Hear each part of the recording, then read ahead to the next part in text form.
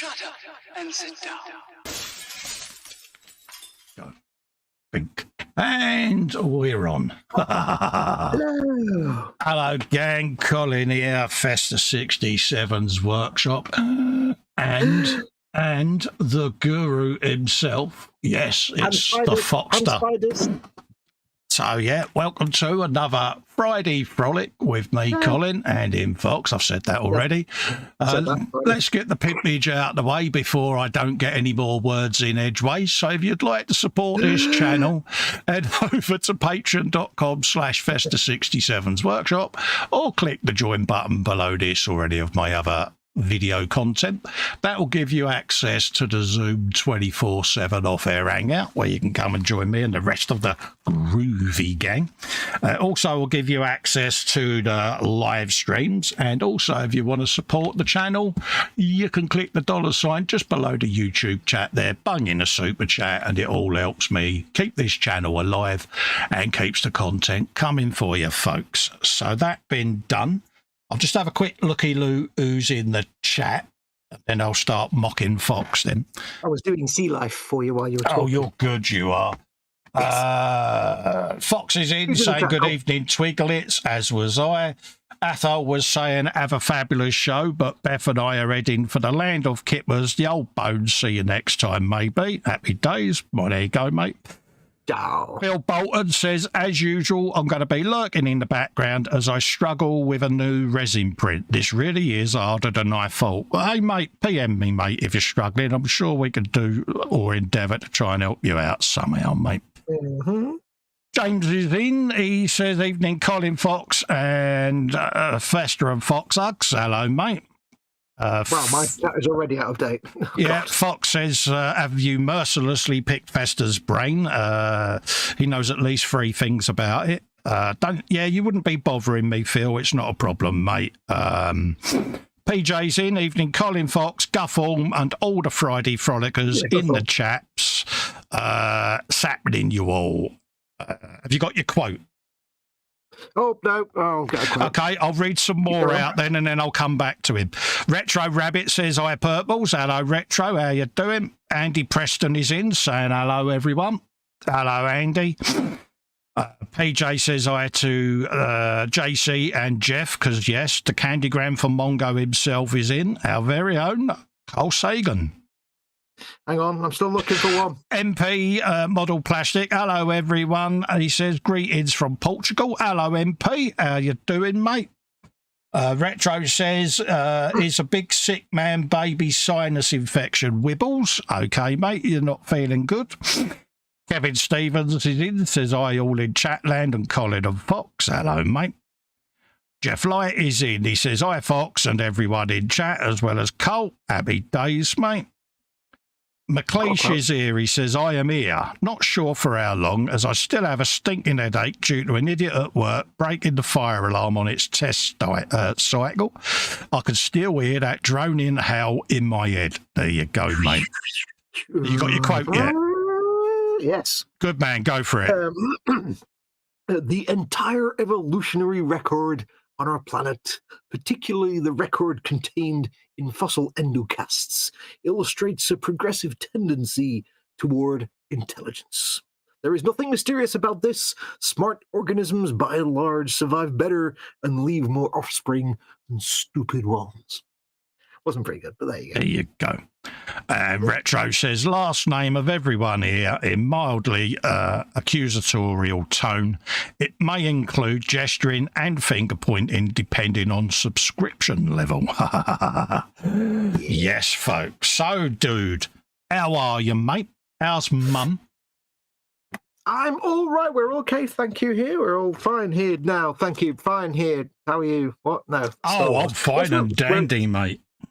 That was a Star Wars joke. You didn't get it, did you? Nah, it went over me head, mate. Never mind. Yeah, we're all good. My chat's already broken, so... Oh, is it? Oh, God, what are you like? It's not happy unless she's breaking something, is it? Audio and video okay as well, folks, if you can just let me know so that I will stop fretting. How are you big Fruit Loop? I'm all right, mate. I'm all right. I'm proud of myself. I've not burnt the house down yet. Yeah. just so people know, he's in the house alone. Yeah, I've been with home electrical alone. equipment. With all of the white appliances. I may have activated the microwave and survived the drama. Yeah, he sent me a picture.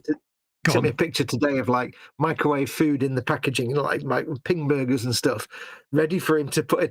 But on each one, despite the fact the packaging tells you what to do, there's also a post-it note stuck on the front with like 1 minute 15 seconds in the microwave or whatever, instructions on each one as well. Yeah, she labelled everything up. It's so adorable. Yeah, it is bad. It is bad. There was me thinking he would go, oh, mate, bless you. No, he mocked me. No. But yeah, she labelled everything up. It is quite funny. Paul Lewis got the joke. He says, stupid conversation anyway, except it's boring conversation anyway, but they're good enough.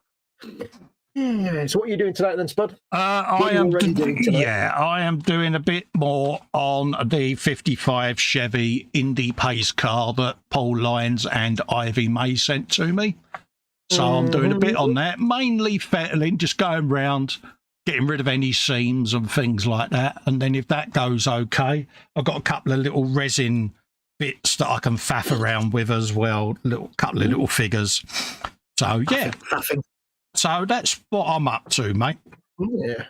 Tonight I shall be carrying on. Well, I finished on my Cadians last week.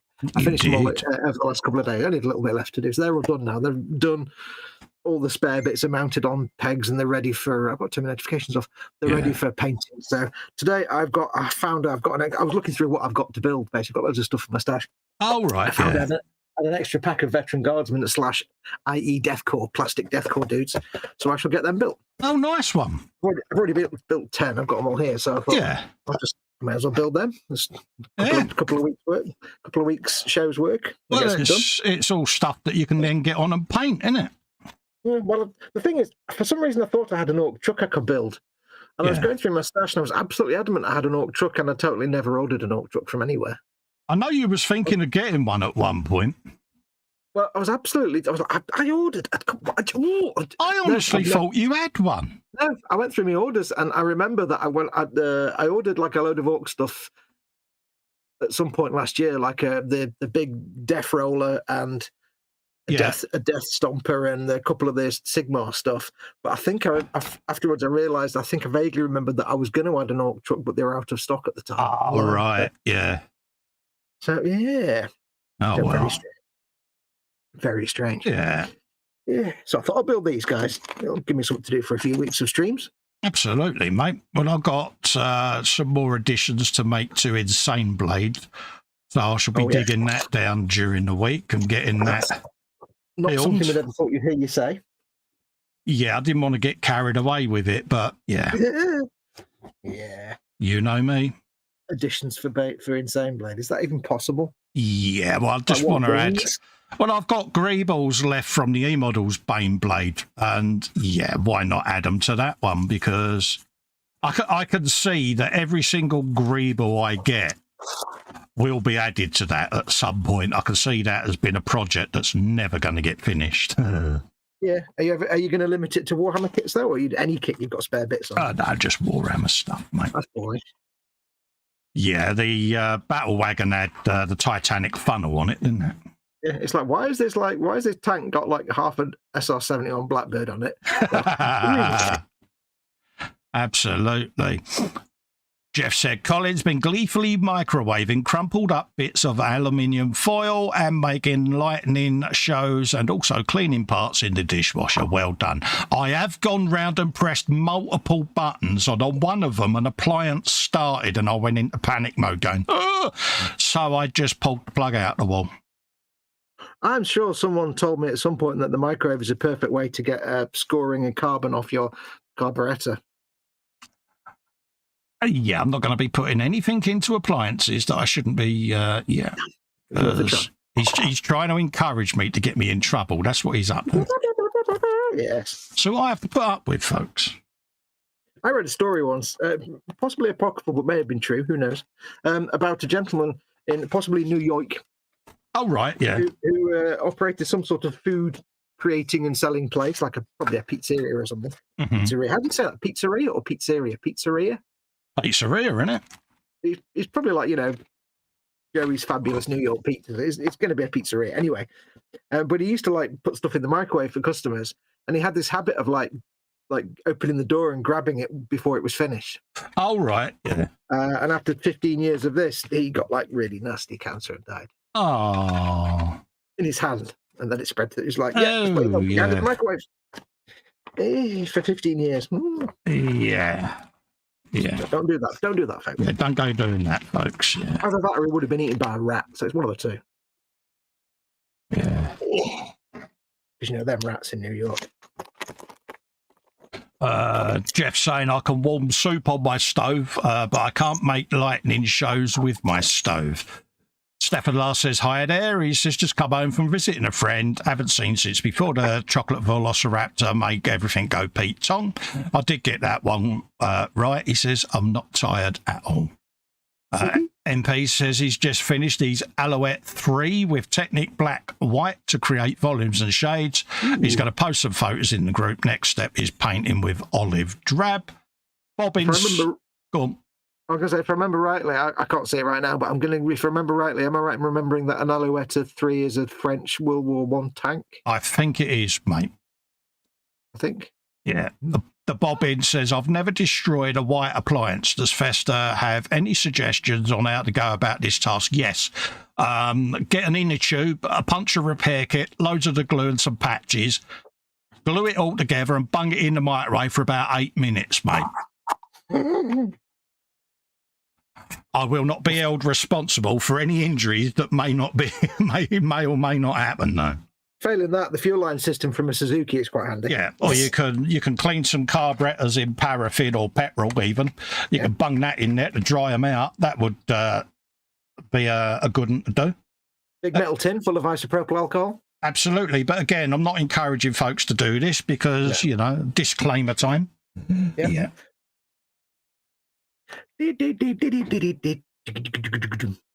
Right, how are we doing this? I need to get my codex out because I need to know what they do. Yeah, don't be like Festa. Don't do silly things with white appliances. Oh, codex out. It's in the your codex out. No, it's hidden away in a box of things now. Right, so we've got that done. Let's just build a sergeant. Right. Can't put that in yet because the engine and gearbox hasn't gone in. How do you know it's a sergeant? Because he's waving a sword about. Get your sword out. Let's give that a bit of a welly. Everyone's saying hello to each other there as well. Saying hello to the Bobbins. Yeah. Codex out. Retro says the Bobbins attempt to make squash soup in your blender. 87% chance the blender won't survive. Guess how I know?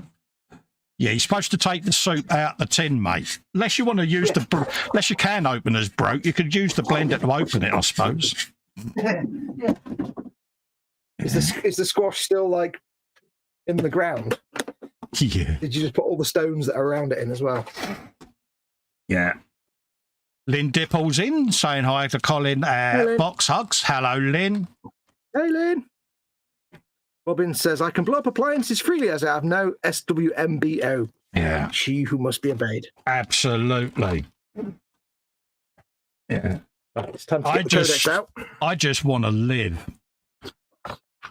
I just want to be a door. No, that's not the right lyrics. But yeah, H has checked on me. Has she? Yeah. Does she really trust you, to be honest? Yeah. I think she'll be proud of me, mate.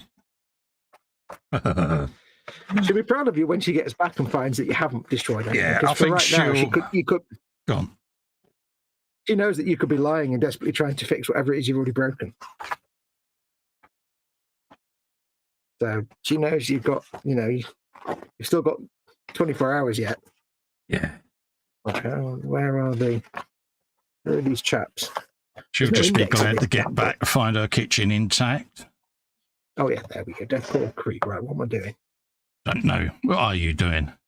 I'm finding out if I've got one squad already that was built like the kill team, so not that I'll ever get around to playing these guys in any game ever, because I never will, but I thought I may as well make them in an actual playable squad in case I ever do. Yeah. So I always like to just double check I'm not completely arsing it up. Yeah. So Let's have a look. Let's have a look at the words. The words of the developer. Older words. Older words. Get your words here. Go with crazy with the bar. Right. Throw for a pound. Right. So it's 1 Deathcore Watchmaster, which is a sergeant, and 9 Deathcore Troopers. Okay. Deathcore Watchmaster. Let me get a post-it. Don't forget, folks, as well, what's in the belly? Yep. What's on the bench? What is your beverage of choice? Yeah. What did I have for my belly today? Belly today was burger and chips. Good man. Burger and chips. Because Mama Wolf wanted balls.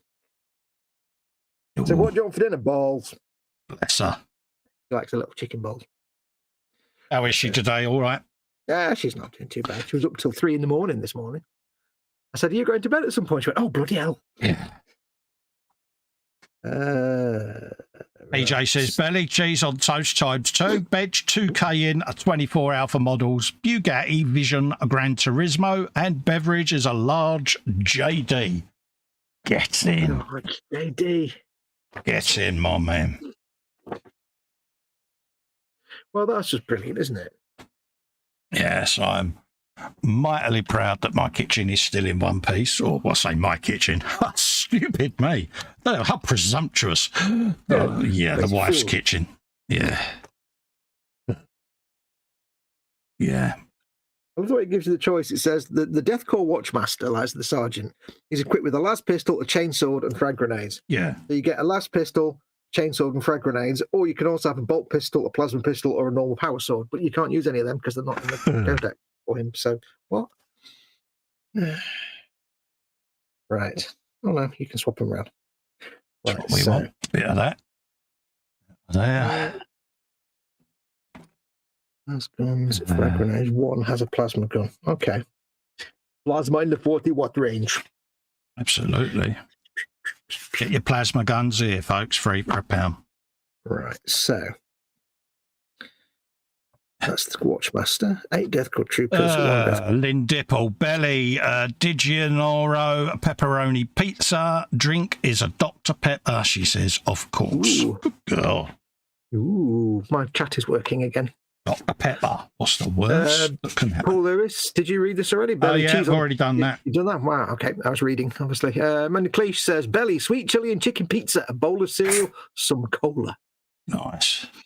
Bobbin says, belly, chicken in a coconut and spice curry, bench, a 124 figure just for practice, beverage whiskey. Nice. McLeish says, headache, not subsiding, going to take some parrots, eat them all, and go to sleep. Oh, no worries, mate. You take care, Andy, mate. Sorry to hear you're feeling a bit ropey, geez.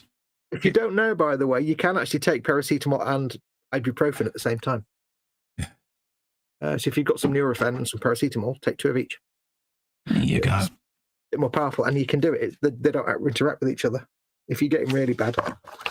My doctor told me that. He said, you know, if your back pain gets really bad, just take 2 of each. Either way, I hope you get better soon, mate. Yeah. He's been thinking. That's what he's been thinking, hasn't he? That's probably what it is. Yeah. Right, so I've got to do all kind of thinking now. You go careful, soldier. Right, so Watchmaster can have a las pistol chainsword. Okay. That can be replaced with a bolt gun. All right, okay, right, we can do that.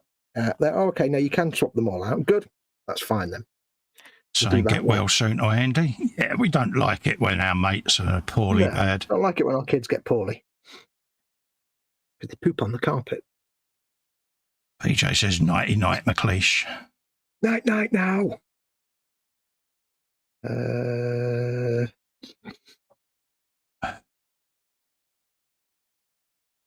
2 troopers can have their las guns replaced with a flamer, a melter gun, or a sniper. Oh, sniper rifle, you say. Oh, nice. I like the idea of a sniper rifle. Oh, hello. Sniper veteran. Ooh.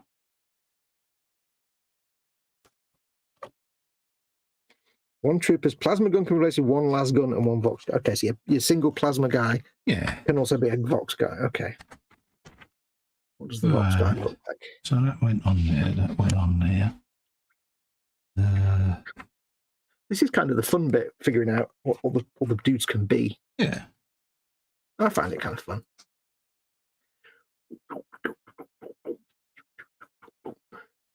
We shall have a we've already, well, another comms veteran, perhaps.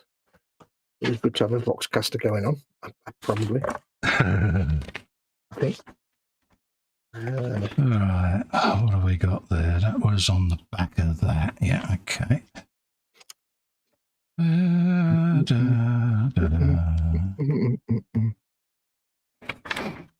that's one. So it's got 1, 2 death true nebulous, a flamer grenade, launcher, melter gun. I think we'd have.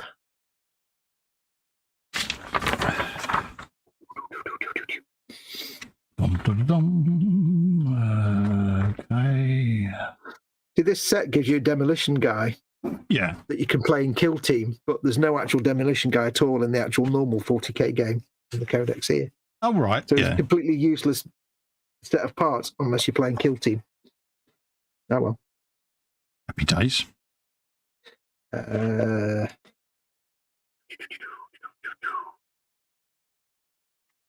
was for that. I think. Flamer. Flames, Bendeco, flames. Get your flamers here. 3 per pound, folks. Order 10. We'll have the Watchmaster. We'll have one guy as a Voxcaster. We'll have a guy with a flamer. I like painting the end of flamers. You're made of flamers. And we'll have one guy with the sniper rifle. Absolutely. Sniper rifle. Ba-da-ba-da-bum. There you go. Let's get some bobs out.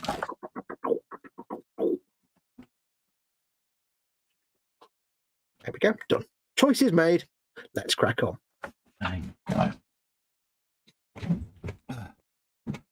Let's have a bit of a jiggle around here because I forgot to put the table up earlier, so let's put it on there instead.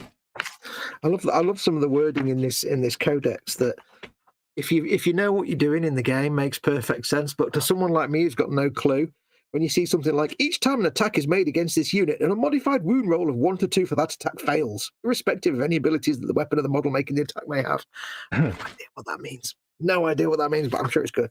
Yeah, I'm sure it makes sense to someone somewhere. I'll never not be impressed by someone who knows all the codex stuff for their own particular army. Oh yeah. It's like if I had a big Imperial Guard army, there'd be a codex entries for the Death Corps dudes, for the Imperial Guard dudes, for the vehicles, for all the different things. It'd be like, how do you even keep track of all this stuff without having all the books on the table? Bobbin says I'm going both to a Warhammer store and a Lego store tomorrow. He said this could end very expensively. Absolutely. Christ, that's just... yeah. I'm crossing myself. Benedict Advossi Omni Patrons. What you want to do when you get home, Bobbins, being that I'm a mate, is pop onto the old Forge.World site as well, mate. Yeah, go and have a look at that. And then go to Cromlech and use both our codes. Order everything twice so you can order it through Festa's code and my code. There you go. Yeah, you was about to say your code then, weren't you? I know. No. I'll say Festa's code first. I ordered some stuff through your code today, through your... I know you did. You messaged me and told me. I'm so proud of you. Hobby thing code. Hobby Workshop, mate. Yes, Hobby folks. Workshop, that's the one. All the affiliate links are at the beginning of the chat for you, folks, so you can save money by clicking the links. Help me out a little bit. I get a bit of a kickback, and you get to save serious money. So, yeah. Yep. Do it now. Buy many things. I need to get a couple of cans of Xandri dust because I've got like 3,000 Cadians to paint. Yeah. Seeing as most of their outfit is Xandri dust, I'll just prime them in Xandri dust. Makes sense. Wait, you're saying something that I said makes sense? I'm gonna reflect on the error of my ways there. Yeah, you have to think about that one, aren't you? Yeah. Right. And just folks, it is Easter, so are you seeing family over Easter? Are you just chilling out? What's your plans over Easter, folks? Or like me, is it just another day? Yeah. No idea. Exactly. You know. Right. For me, I'm just sitting here chillaxing, doing me thing. Chillacula. Right, so I need parts. 26, 27, 28. Jeff Light, belly earlier, king-size pasty with mixed salad. Bench, a lot of Warhammer ogres. Beverage is usual Friday night Bacardi and lemonade. Nice one. Stefan Last says chicken fillets rolled up in bacon with chips, mushrooms, asparagus, and a lovely creamy sauce. Oh, that sounds nice. I need all of that in my face right now. Right now. Lynn Dipple's going to a friend's house at Easter. Oh, there you go, Lynn. Hope you have a good time, love. Always nice to see old mates. Yeah. 27. And you know what you do when you go to see your old mate? You roll out the barrel. See what I did there? You did. Especially if you're underneath the arches.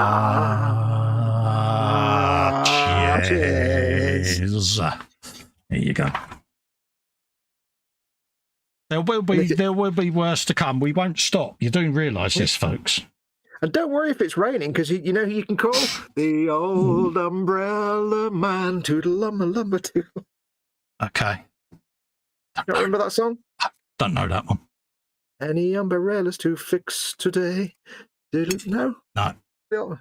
When there's a lull and things are dull, he sharpens knives for all the wives in the neighborhood. And he's very good. It's a very old song. Very good song.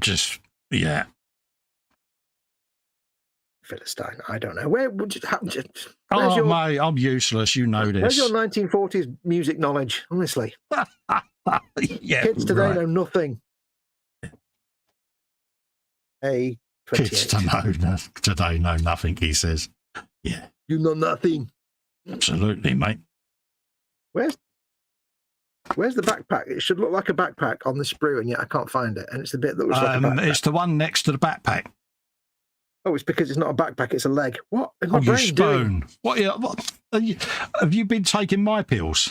What is my brain doing? I don't understand. I looked at the backpack, which is A88, and then gave it the number 28, which is a leg, which I need anyway. Oh, you like? I'm going home now. Yeah. I don't know. How's your week been, dear?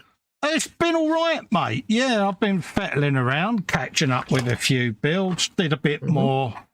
Let's just move these around. Did a bit more on the motorbike this week that Wendy sent me. So I've been filming it, and then I'm just going to edit it all and release it all at once. So, yeah, so that's where I'm at with the bike at the moment. It's at that stage now.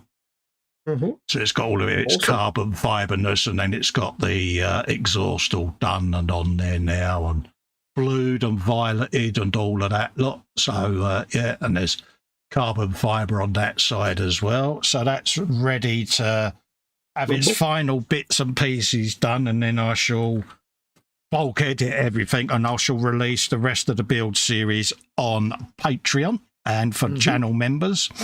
And then bit by bit over the next month or so, it'll go on YouTube. But patrons and channel members get early access. So of course they do. So, yeah, I thought it's easier to do it that way. At least I've built it, I've filmed it, and then I can edit it at my own leisure then. Yep. And then I shall be doing the same with the Land Rover as I'm filming that. Or finishing it, I should be just bulk filming it, and then that will be released, and then I can play catch up on all the other builds I've got laying around. So there'll be a nice lot of video content coming, see? So film your bulk. Oh, no, wait, don't. Yeah, so it's been a while. It's taken a while to get to this stage, but I'm happy now that I'm beginning to just catch up on things. John Alec is in, saying evening. Hello, friends. Hello, John. Hey, John. Got a new motor? I see what he did there. See what I did there? Yeah, so, yeah, I'm looking forward to just catching up on all the builds that have been put to one side for the time being, and, yeah. I actually got some work done this week. Oh, you go careful.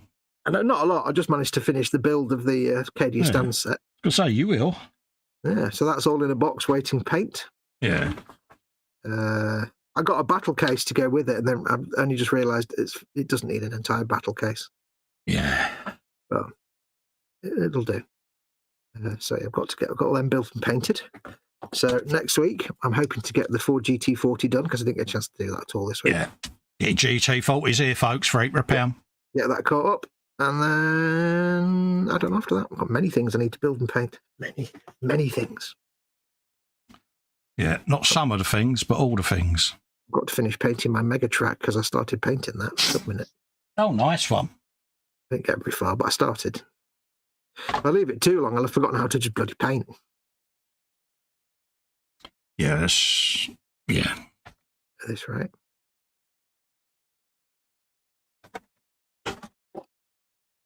Yeah, it's nice to be catching up, but yeah, it's surprising how many builds I had started that I hadn't got round to finishing. So, yeah, we'll get there. We'll get it all up to date. See, I like to build stuff on live streams because I can do it without thinking. I can interact with the chat, but at some point, yeah, I'm going to have to come to terms with the fact that I've built everything and all I can do is paint. Oh yeah, exactly. And that's when it's going to get tricky on a live stream because it's painting on a live stream. You've got to put the camera somewhere where your head don't get in the way. Exactly. And also, you've got to try and interact with the chat whilst painting. Yeah, it ain't easy getting it right, is it? No, not easy to remain remain focused on chat and paint at the same time. No, that's it. You know, because you do forget. Oh, Captain Twitchy strikes again. What did you throw? It's only the engine. Oh, something, talking of that, which reminds me, something I have started in this week. If you remember, Wendy Hickson very kindly sold both of us a riveting set. He did. Very riveting. Festa got the hex nut set, the bolts and hex nuts, and I got the round rivets. And I started making some rivets. Oh, you're good, you are.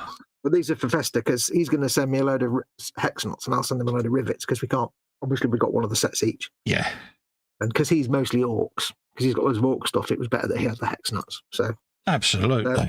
But the thing is, right, that in there, you get the rivet set out and you start going, and it's quite mesmerizing. You just get a nice podcast or something to listen to, an audiobook or something in the background. And just set yourself a bit of time and just gently tap away. And you can work for an hour and a half and feel like you've got 3 billion rivets. And when you open it out and pour them into a tub, you've got like 6. Yeah. It's weird. Yeah, it's quite soul destroying, isn't it, when you only see that many? Yeah. It's not like it's a slow process. It's just you think you've done a lot more than you have when you put them in the tub and there's like 5. Oh, I've got to do 50 more hours of that. So I can see why Wendy in the event, because Wendy says, she sent me some rivets a while ago. Did she send you some originally as well? Yeah. She sent us both some rivets at the kindness of her heart, little tubs of rivets, and we're like, oh, brilliant. And she said, let me know if you need some more. So I sent her a mail a bit later saying, hi, any chance I can get some more rivets? I'm happy to pay you this time. Yes. I need some more rivets. And now I'm realizing why she put it off, and in the end she's like, you know what? I'll just sell you the rivet set. Yeah. Because I'm like, now I know why, because it is quite tedious. Yeah, it is a labour of love.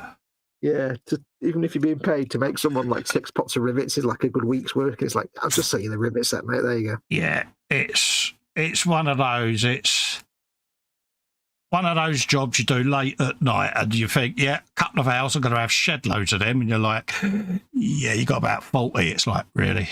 Mm-hmm. Well, I was telling Festa before we went live that I had a moment of sadness when I was doing my rivets because one of my friends who passed away last year, she was an artist, and her particular style of art was dot pictures. Yeah, a very Surat style of art, but instead of like painting the dots like Surat, she would use hole punch dots, and she'd use millions of them to make up a 10-foot square painting portrait of someone. Yeah. She's on BBC News and everything.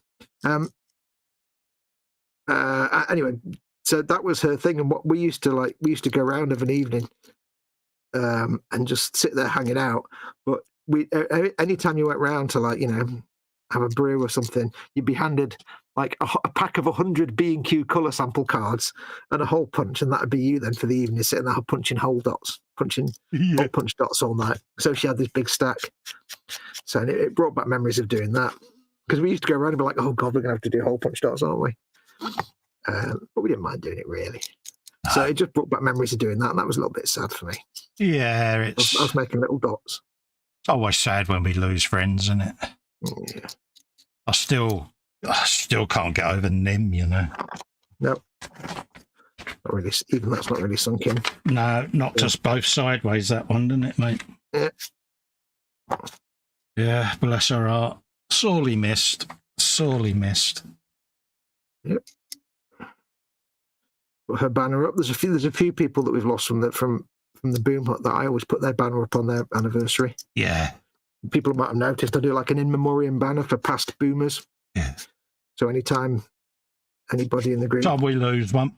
Yeah, we create a past boomer banner on the anniversary, just for a week or so, a few days. Just nice. Keeps their memory going, doesn't it? Yeah, I mean, most people won't know who they're for, but it doesn't matter. I was asked recently about the Scoob one at the end. Oh, yeah.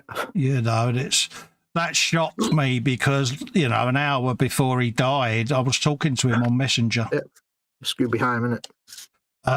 Yeah, it's, you know. Yeah, still, I know, it still makes me, yeah. The funny, I mean, I don't know if this is the same for everybody else, but I can't speak from personal experience, but, you know, across the course of my life, you know, I've experienced death multiple times. And it's never quite felt the same.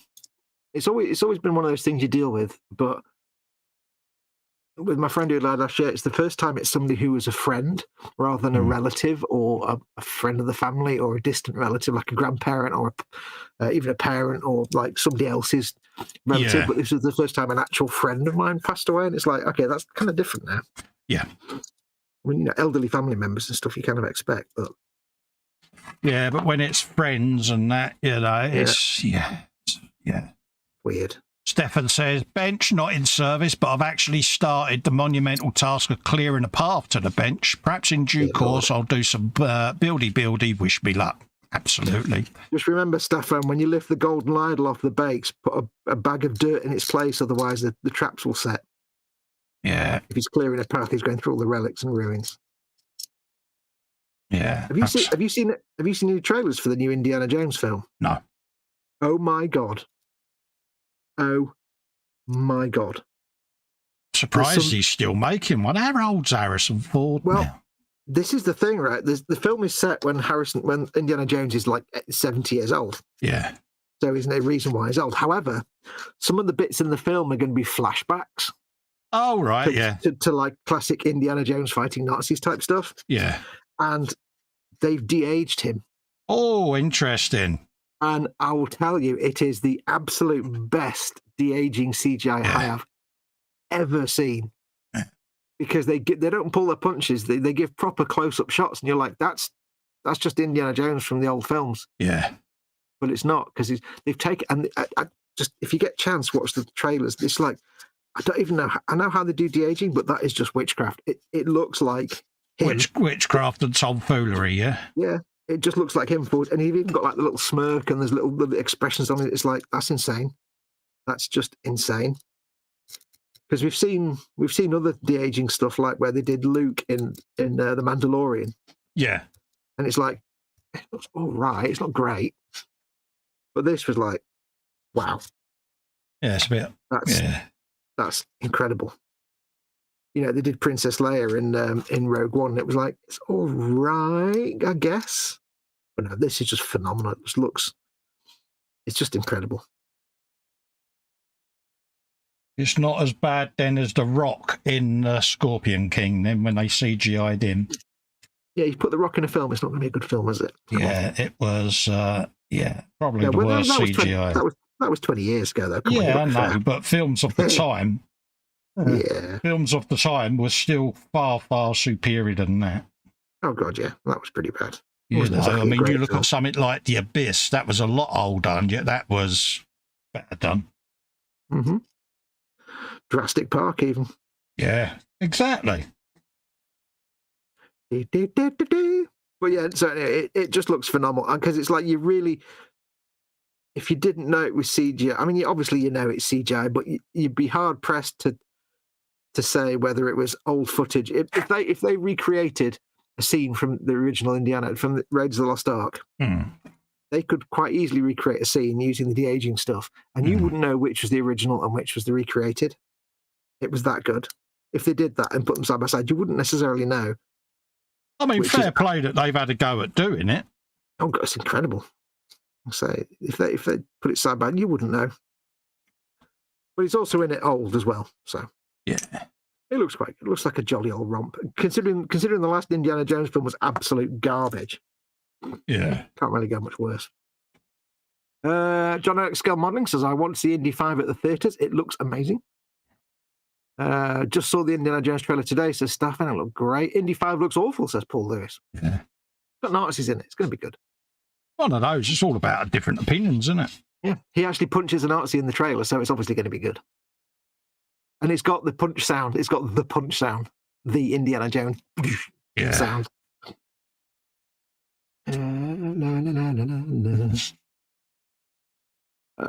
Surely that's got to be the last one now, though. I don't know. Depends. If he wants to do more. If he's still in for doing stunts and stuff. The thing is, his face in that was so good. Yeah. That I think we're starting to get to the point now where they could theoretically make more Indiana Jones films, but set in the early days, so it would be young Indiana Jones, like in the Raiders era, yeah, and probably get away with it. And that's kind of a both awesome and scary thought. Is they could now start making movies with actors who are either gone or really old. And you, they could do it posthumously, couldn't they? Yeah. I read somewhere today that they're doing another 3 Star Wars films. Yeah. Oh, they got loads going. They're going to do one set 25,000 years ago. That's right, really? With the first ever Jedis. Yeah. One set 25 years after the last movie. Yeah. Where Rey is restarting Jedis. And there's one, I can't remember when the other was set somewhere. Yeah. Yeah. I'm always up for more Star Wars. But yeah, no, it's getting to the point now where it's like, you've got an actor in a franchise that's too old, no problem, just de-age him and it'll look fantastic. Yeah, I saw Indiana Jones 2, but I haven't seen any more since. One's the best one. 2 was good. 3 was all right. 4, we don't talk about 4. Was it that bad? It had Shia LaBeouf in it, so as you know how bad it is. Mm. It was set in the 60s, so in the 50s, and it wasn't very good. It was like, oh, really? No, it's not even alien mystical skulls. No, It was garbage. It was just garbage. So it was one of those that shouldn't have been made then. Yeah, when I say it's garbage, it's the same meaning as it had Shia LaBeouf in it. So they've basically gone and made this one to try to redeem the franchise then, is that what you're saying? I mean, that was a good, 10, 15 years ago, that one. So I think they just had another film in it. He's happy to take the money. And at the moment, retro, old stuff is all the rage. So why not? Why not, I say?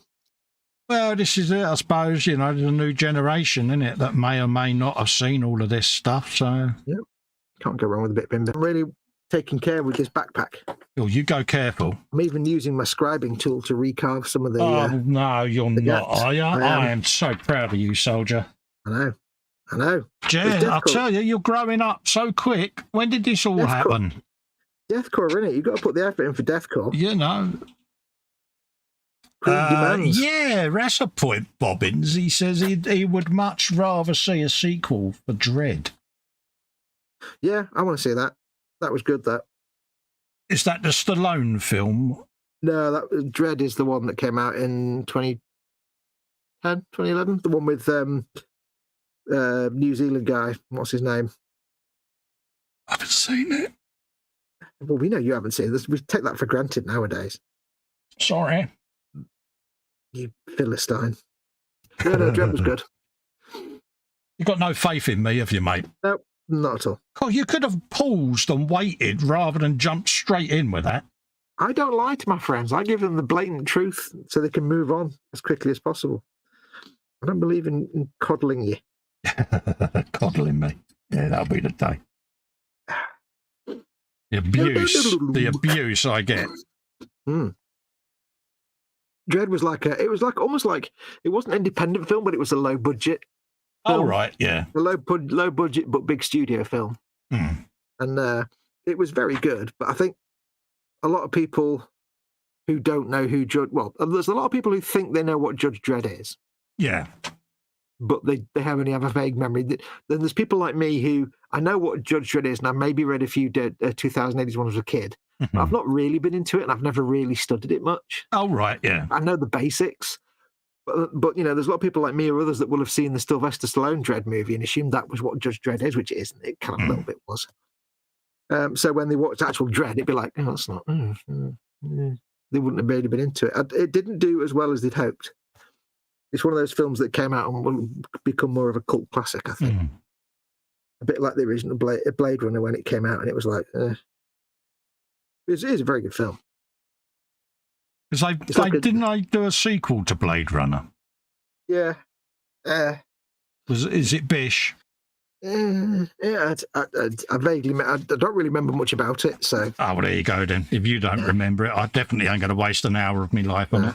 Because Blade Runner is one of my favourite films. Yeah. Ever. Blade Runner and Wrath of Khan, my two favourite films. Silent Running, Blade Runner, Wrath of Khan, Silent Running. My three. Wait, Blade Runner, Wrath of Khan, Silent Running, All the President's Men. All right. My four favourite film. No, wait, hold. Yeah, go for 5. Yeah.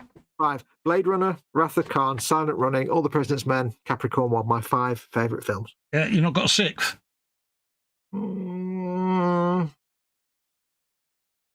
Maybe Blazing Saddles.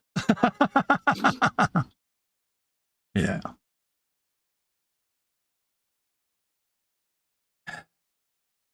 Some of those early 70s films, like All the President's Men and Capricorn 1, they are masterclasses in how to make a long movie about very little. I think for me, my favourite film has to be Shawshank Redemption. I just like that film. It's just... Okay, 7 favourite films. Yeah, I agree with you there. It's just one of them films, you know it. Yeah. Yeah, there's something in the old way of making films where, like, nowadays you get a film that's got a very simple story that's not very long, but they artificially pad the film out for an hour and a half, 2 hours, and it just doesn't work. Whereas go back 40, 50 years in the 70s, they have a very short story or where nothing much happens, but they make a film, an hour and a half film out of it without padding it. Yeah. Like All the President's Men. There's not actually a lot that happens in that. Yeah. It's a very simple story, and it's absolutely compelling. And it's one of them, isn't it? Yeah, it's not padded out. They managed to pad it out without actually just filling it full of stuffing. It's like a fat teddy bear with no stuffing in it, if that makes any sense. Green Mile, Jeff. Like, I was trying to think of the name of it. Yeah, that's another good film, mate. Dead Man Walking. Yeah, I do like that. John Coffey. Dead Man Walking. I tried to save her. Yeah. Tried to take him back. He died young as well, didn't he? Yeah. I mean, yeah. Yeah, another great film. You know what time it is? You know what time it is? It is Hammer time. What does that mean, Cole? What is it? The pin vise. Oh, you doing drilly, are you? Yeah, barrel. Oh, it's because my pin vise has got the big ball on the end. So yeah, it took me a while to. Yeah. You're a big ball. Yeah. You've got a big ball on the end. Yeah, I mean that was my original one, but Ross sent me down one that's got the big ball on it, and I must admit, with my clumsy chipolata hands, that's a godsend. Chipolata hands. Absolute godsend, that, because Rabbit says, remember, Blade Runner both exists in the Weyland-Yutani universe. I didn't realise there was a connectional tissue there. I have no interest in aliens, though. I must be the only person that actually finds the Aliens movies boring. I watched the first one. Yeah, they just don't float my boat at all. Yeah, and it was like, okay. And it's like, again, it's overkill, isn't it? It's like, oh, they've already made one. I mean, I've never really been into horror, so... Yeah. If the premise of a film is towards the horror end of the genre, then it's not going to interest me at all. Yeah, it's one of them. Barrel being rolled out, rolling out of the barrels. I mean, everyone remembers the infamous scene with John Hurt and the alien and the belly, and Chesty burster. It was one of them. But again, you know, it's like, is it one of them films where they should have left it just as a single film? Would it have stood up better? Yeah, did it need us? Well, yeah, it's a bit like Predator. You know, I think that's been done to death now. Well, although Predator was more of a schlock film, wasn't it, than Aliens? Yeah. It was more of a cerebral film. But yeah, I mean, Aliens 2 wasn't necessarily worse than anything. It was a good film. They were both good films. I don't hold a candle for them because they bore me. Yeah, that's it. I appreciate the role they played in the history of cinema, but yeah, you can take them or leave them, can't you? I'd rather leave them. You know, and yeah. It's hey, let's sit down and watch Aliens. Well, I'll tell you what, I'm just going to go and watch. Yeah, I'm just going to go and peel my eyeballs. I'm just going to go and watch the toilet flush for a bit, all right? Yeah, sit, watch it refill, then flush it again, refill it again. Ooh, it's magical. Yeah, where does this mystical fluid come from? Don't ask questions like that, Colin. Yeah. You don't know that by now, then there's a long conversation we need to have. Yeah. Yeah. Diddly bomb. Moving on. There's only one alien movie, says PJ, the first one. Yes, exactly, mate. Yeah. It's like 2001 was great. 2010, it was not that great. And I can't remember if there was a movie made of 2035, but the book was boring as hell. So I can't imagine the actual movie was any good. I don't even know if it was all made. I'm now gearing up for you to mock me mercilessly. Go on. What haven't you watched, or what have you watched that I'll mock you for? I've not watched 2001: A Space Odyssey, which came out in 1960 something. Yeah, I've not watched it, mate. It's older than you, and you haven't watched it. You're disappointed in me, aren't you? And for me. I don't even have the words anymore. Yeah, but doesn't really. I'll let the chat talk for me. Yeah, it doesn't float me boat. He's never watched 2001. Please react in chat, please, would you? Yeah, but it don't float me boat, mate. Don't be like this. I bet you've never watched Arsenic and Old Lace, have you, either? No. With all the old actors, no? No. What? Although, to be fair, I've never watched Citizen Kane. So.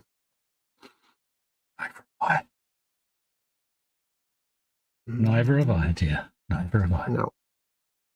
We're talking about legendary films. Yeah. They're all now face palming. I can see them all just going, really, Cole? You are John bad. Alex, I've watched it 20 times. Yeah. Don't float me boat, mate. Just don't, you know. Bobbin says it was very well made, but still boring. Oh, it's a very boring film. It's very slow. But again, it was the first. Yep. It was the first for so many different things that you can't help but see it as a legendary film in the history of film. It's one of those films you should watch. I bet you've not even seen Dark Star, have you? No. Have you seen Silent Running? No. The one with the little 3 robots, Huey, Dewey, and Louie, no? No. Well, I haven't watched Bluey either, just in case you ask me for the 11 millionth time. Fascist. Need to get Bluey watched.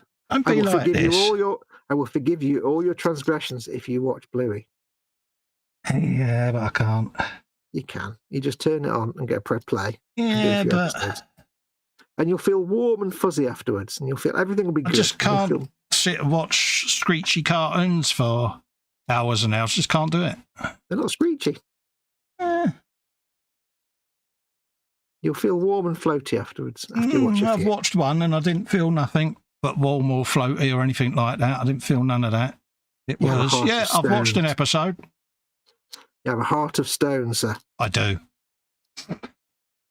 Retro, he says, I'm aware of, but still haven't seen Dark Star.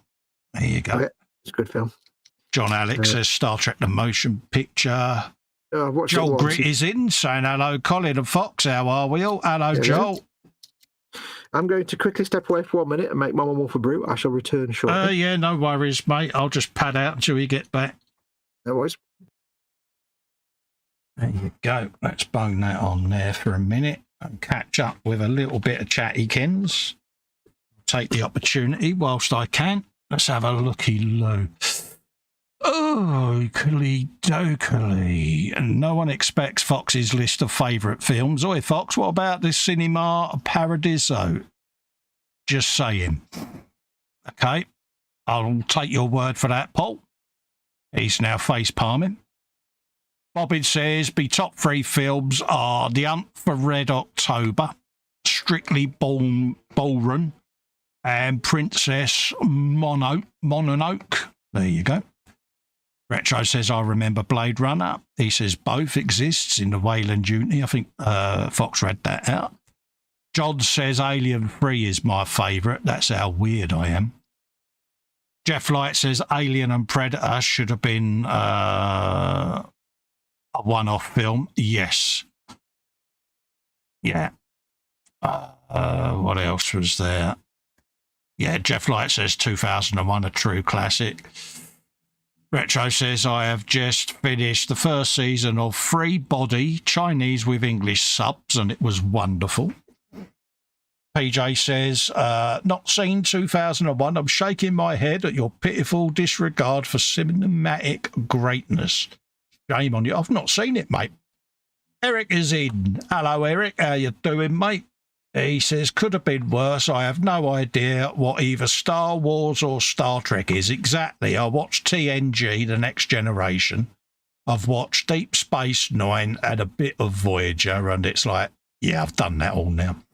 Star Wars, I saw the first 3 films, and it was like, yeah, seen them. Don't need to re-watch or review the new films because it's, yeah, it's, you know, flogging a dead horse in my opinion. Retro says, I am aware, but I've still not seen Dark Star. John Alex says, yeah, Star Trek the motion. Was that the one with the bald woman with the light on her throat? Was that the motion picture? Vija, was it? Which was the Voyager starship, if I remember rightly. John Alex has been up since 2 a.m. my time. We'll chat with you on Sunday. Happy weekend. Happy weekend, John. Thank you. PJ says, if any of you haven't already, I highly recommend watching Kiefer Sullivan's Rabbit Hole series, mind-bending, wonderful TV. Not seen it, mate. The last thing I saw him in was Designated Survivor, I think. I think that was what he was in. But yeah, Kiefer Sutherland, you mean, or Sullivan's. But yeah. I'm back. But yeah, I could have been getting Sullivan and Sutherland muddled there, but yeah. Retro says, I've travelled over 100 kilometres to watch 2001 on the original 70mm film. Nice one. Ooh. Squishy alert, Edward Leonard is in. He says, evening, Cole, Fox, and everyone in chat. And I hope you're all having a good night. And we hope you're having a good night, Edward, as well, mate. Lovely to have you in. Lynn says, night, John. Have a good weekend. Exactly. Ross is saying, morning, all tucked up in bed. Wait for his meds to kick in. Yeah, we all take meds, mate. Mm-hmm. He says, belly is chicken stuffed with cheese and herbs wrapped in smoked bacon, roast spuds and veggies. Bench is a 30-second B24th Liberator and Canis Rex. PJ says, yes, it is Sutherland, my bad. No worries, mate. It's just Kiefer's such an unusual name. I just wondered whether I was getting it confused. But no, I'll look out for that, mate, that series. Everyone said hello to Edward and Ross. And there you go. That's chat up the day. Mm. Yeah. A cup of tea was provided. Oh, you're good. Proud of you, soldier. The old grumpy one. Oh, is she grumpy today, is she? She's always grumpy.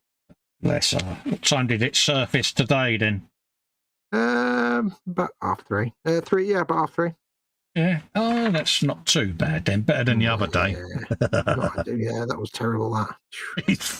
She's legendary, mate. She's a legend. wouldn't mind, but it's not. It wouldn't be so bad if I wasn't like banging on the door every 10 minutes trying to get her up. Trying to Yeah, coax her out with pork pies actually and stuff. needed it, mate. No, she just likes to sleep that long. Yeah, but she is 111-12, mate. Yeah, no excuses there. I even bribed her with pork pies. You're a hard man. And she's like, no, I'm going to have it. I'm playing now. Come on. Bless her heart. Yes. She means well. You wouldn't have her any other way.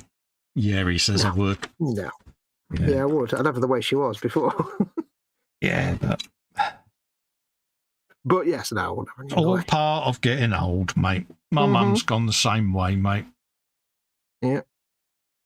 You know, it's like, yeah. Feisty, though. Well, your mum is, yeah. Yeah, she gets proper leery. It's really funny when she gets like that. It's like, yeah, go for it, mum. That's just what she's like anyway, isn't it? So just yeah, carrying on that. she's proper leery, mate. Yeah. I do love these deathcore dudes, but the one thing I hate is the mold line on the helmet. Oh, right, yeah. Goes right into the middle of a bolt on either side of the helmet, and it's like, Oh, that ain't good. No, because you've got to try and get rid of the mold line without getting rid of the bolt. I could replace it with a rivet, but I'd rather not. Like, really? You had to put that bolt there? Yeah, why? Really? Why did you have to put it there? Yeah, of all the places. Angus Allett is in saying hello. Hello, Angus. Hey, bro. How you doing, mate? Lovely to see you in, mate. Mm-hmm. Hope you're keeping well down under, buddy. By that, he means in Australia, not down under, as in, yeah. No, Fox. Only you would have come up with that. It was a bit too personal, wasn't it? We keep it well down under. Well, actually, no, Yeah. don't. Hey, Bernard Manning's on the phone. He says, Fox, can you give him his 1970s humour back? Can I have my act back? Thanks. There you go. He's here all week. Hugh Dalton's in saying hello. Hello, you. Hey, How you doing, mate? Hello. Hope you're keeping well, mate. Love to you and your family. Mm-hmm. Oh, I asked Mama Wolf who her favourite was, and she says it's you today. Oh, there you go. Narrows it down, Ben, that we're only streaming together then. But yeah, I'm sure. Well, she's not. Yeah, go on. No, you carry on, mate. I was going to say, she's not to think about it for a few. Who's your favourite? She went, Yeah, Chris. Yeah. She always says Ted on a Monday because she always feels sorry because she forgets she says Ted. I never say Ted. I'll say it's Ted. I feel sorry for her. I said, you said Ted last week. Yeah. That's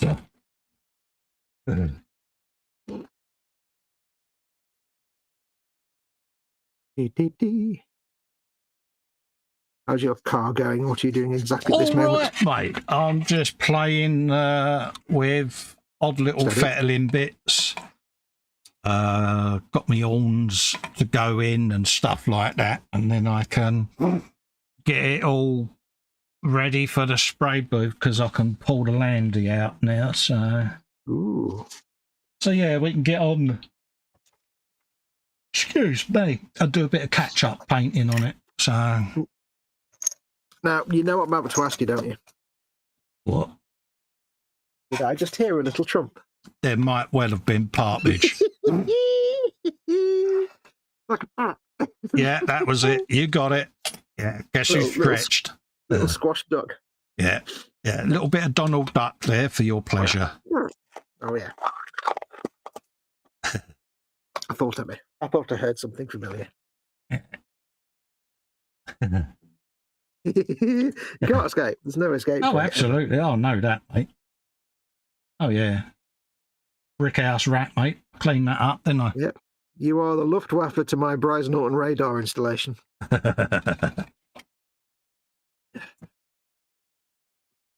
Yeah. I'll sneak that one in. No one will hear that.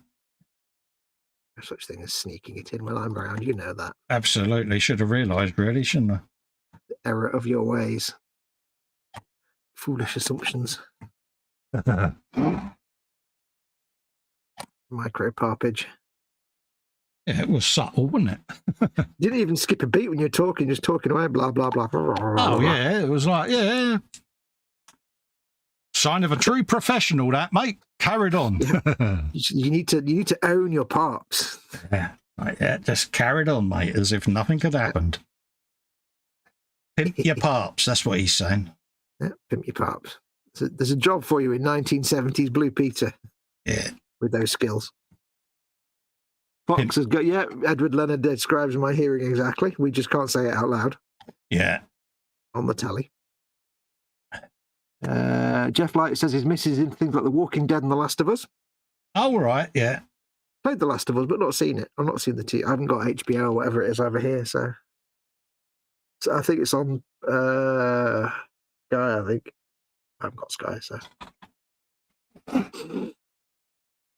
But no, I enjoyed the game. When it first came out, it was good. Rabbit says, Lyndon says, gosh, I can smell that here in Texas. Pew! It was a bit of an Harry Potter fart, wasn't it? A Hufflepuff. Hufflepuff. Yeah. You're a Hufflepuff. You're made of Hufflepuffs.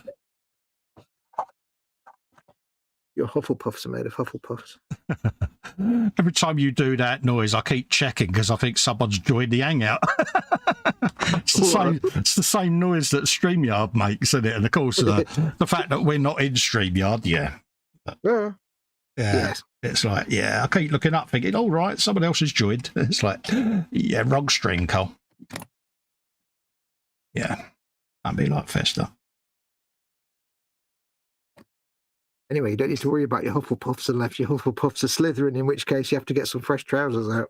Yeah, every time I went on the Harry Potter sorting out, I always ended up as Slytherin. It's like, this is rigged. I have no interest in Harry Potter. It's all just nonsense to me. Yeah, it's... H and my youngest boy every year go to the Harry Potter world for their annual pilgrimage. It's like, I worry about them too. Yeah, such nonsense. It's like... Hey, got night night, guys. Catch up later. Peeps a long 13 hours in the cave today. See you all tomorrow, says Kevin. Take care, Kevin. Ta-da, Kev. My day go, mate. 13 hours in the man cave. I remember them days. Oh, knocking the microphone, sorry. Oh, I remember fondly them days. Yeah. Now, you see, I could do it here, but absolutely no one is going to get it. What's that? Unless people are into, like, ancient Akkadian epic tales of Gilgamesh. Because I'd be like, in those days, in those long, distant days... In those nights, in those long, distant nights, in those times, nobody will get it. So I'm not going to bother. Yeah, I'd quit whilst you're behind there, mate. Yeah, I doubt many people have. Right, what have we got next? We have got a little bit of this, a little bit of toast. Engine bits, which is the air filter box. So let's get all of that. Engine bits made to make your mouth water something. Get all of those bits off of there. Get it all fettled.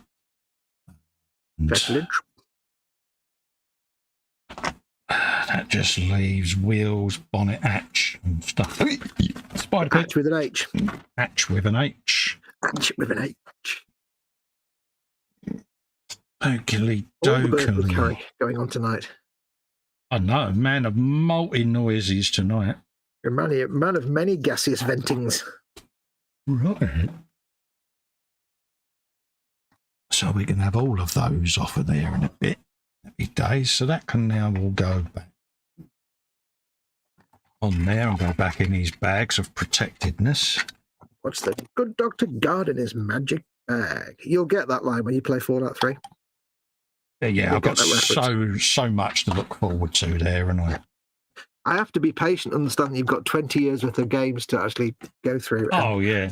It'll be about 20 years before you get to modern day. So. Oh, yeah, he's pretty excited about it, aren't you? I am. I'm very excited, very excited. Honestly, he's like a little coiled spring. I'm like a little pent up thing. You're more excited about it than I am. I'm like, yeah, it can wait. I'll get there eventually. And you're like, have you done it yet? Have you done it yet? Have you played it yet? Why have you not already played like every single game ever? Yeah. And it's like, yeah. You think he's bad with Bluey, folks? You need to watch Bluey. You really do. I don't. You've got a cold, dead heart. I clearly. have totally got a cold, dead heart, mate. As my wife often says, you are an emotionless husk. Absolutely. Husk. Yeah. If I put you with somebody really boring who only ever follows the rules, would that make you starchy and husk? I see what he did there. Yeah. Here all week trying to fish. Yeah, I'd get your coat there, mate. Yeah. Oh, my eyes are stinging. Oh, what? Yeah, My that eyes on there. stinging. Why are you stinging? He's got stingy eyes. He's got stingy eyes. Oh, blimey. Bit on there like that. So that's what that wants. Try not to ping it all over the place, Cole. And we're pinging. Okay. And we're pinging. Now, don't forget, folks, if you are watching this in black and white, the pink is behind the red. If you're watching this stream, do remember, of course, that we do have the live chat up in front of us if you've not watched one of these before. And if you're not in the live chat, come and join us.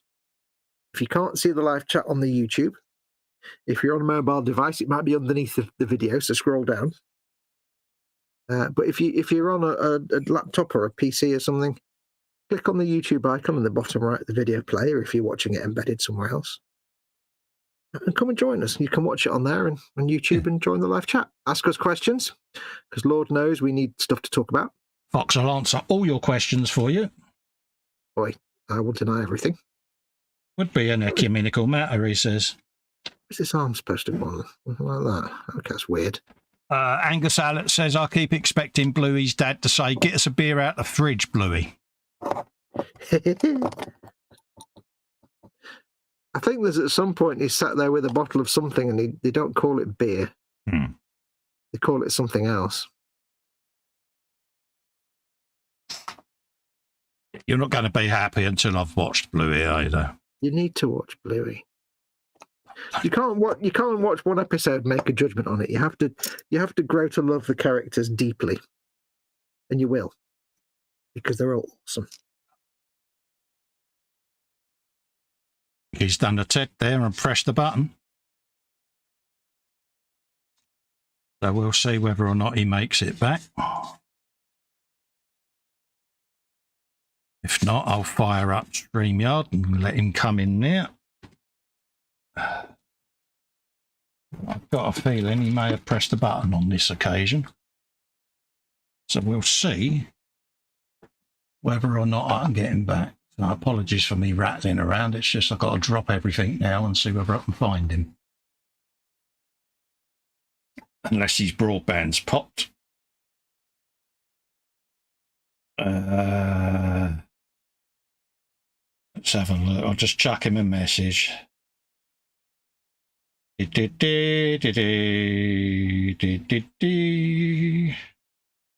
And I'll provisionally fire up StreamYard just to be on the safe side. So bear with me, folks. This is the perils of streaming with a guru. So let's close that and see whether or not we can get him back by going into StreamYard. Dum dum dum dum dum dum dum dum dum dum. Let's close that window. I'll be right back, folks. Just give us a minute, because I've got to open up another browser, so I'll be back up in a sec. Bear with me.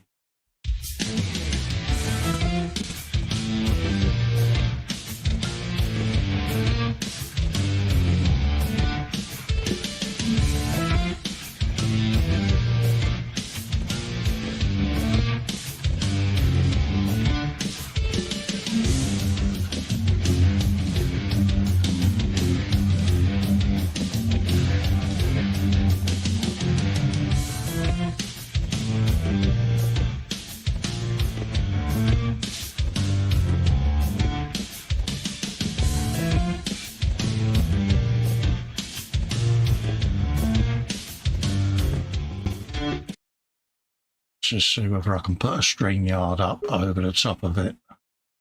There you go. Plan B work, mate. I'm within. There you go. Yeah, don't know what that was. So there you go, folks. So we're on a different one at the moment. So hopefully you can see that, and you've got us all back. So yeah, you go. Cool, it worked. All right. Yeah, I thought I'd give it a quick go, but it didn't work, so I thought I'd come back. Yeah, and it won't, because when you drop out on the other one, the link goes live, and yeah. I don't know what that was. Maybe my internet dropped out for a sec, possibly. Don't know. I don't know. You might have pressed something inadvertently, but you haven't got your screensaver on again, have you? Oh, that's turned off. Everything's off. So, I don't know what that was. Yeah, it's definitely nothing this end, though, mate. I know that for a fact. Yeah. That could be my broadband falling over. Yeah, but anyway, we're back up. That's all that matters. Backup confirmed working. Yeah, so... And it would just happen to be when I was talking about Bluey, so... Yeah, you carry on, mate. I'm just doing the overlays at the moment because, yeah, I just want to make sure I get everything on the screen. Get them off of there. There you go. Let's have a quick look at chat. Jeff, Tanya Rafamongo has been a member for 22 months. Oh, nice one. Nice one. Welcome back, Fox, says Lynn. Have you started on the group build, Colin? I know there's plenty of time, asks Angus. Yes. Yeah, we did. Yeah. Sorry, mate. It's just I'm trying to do the overlays as well, mate, because, yeah, it was set up on a different... Yeah, we started it the other week, mate. In answer to your thing, yeah. Sunday, didn't you? Yeah. On Sunday's show. Yes. So undo that and undo that. Just glue this hand on, then I'll chat Dolly for you for a minute. No, that's right. I'll not bother. I'll do it. No, you go for it. I'm going to chat Dolly. Where are we up to? All out and clears. Phil Botton loved the first two Alien movies, didn't bother with the rest. Strange things have been spoken. Why does your heart speak strangely? The dream was marvellous, but the terror was great. We must treasure the dream, whatever the terror. Quote Gilgamesh. Oh, nice one. Yeah, good quote there. That was, wasn't it? Yeah.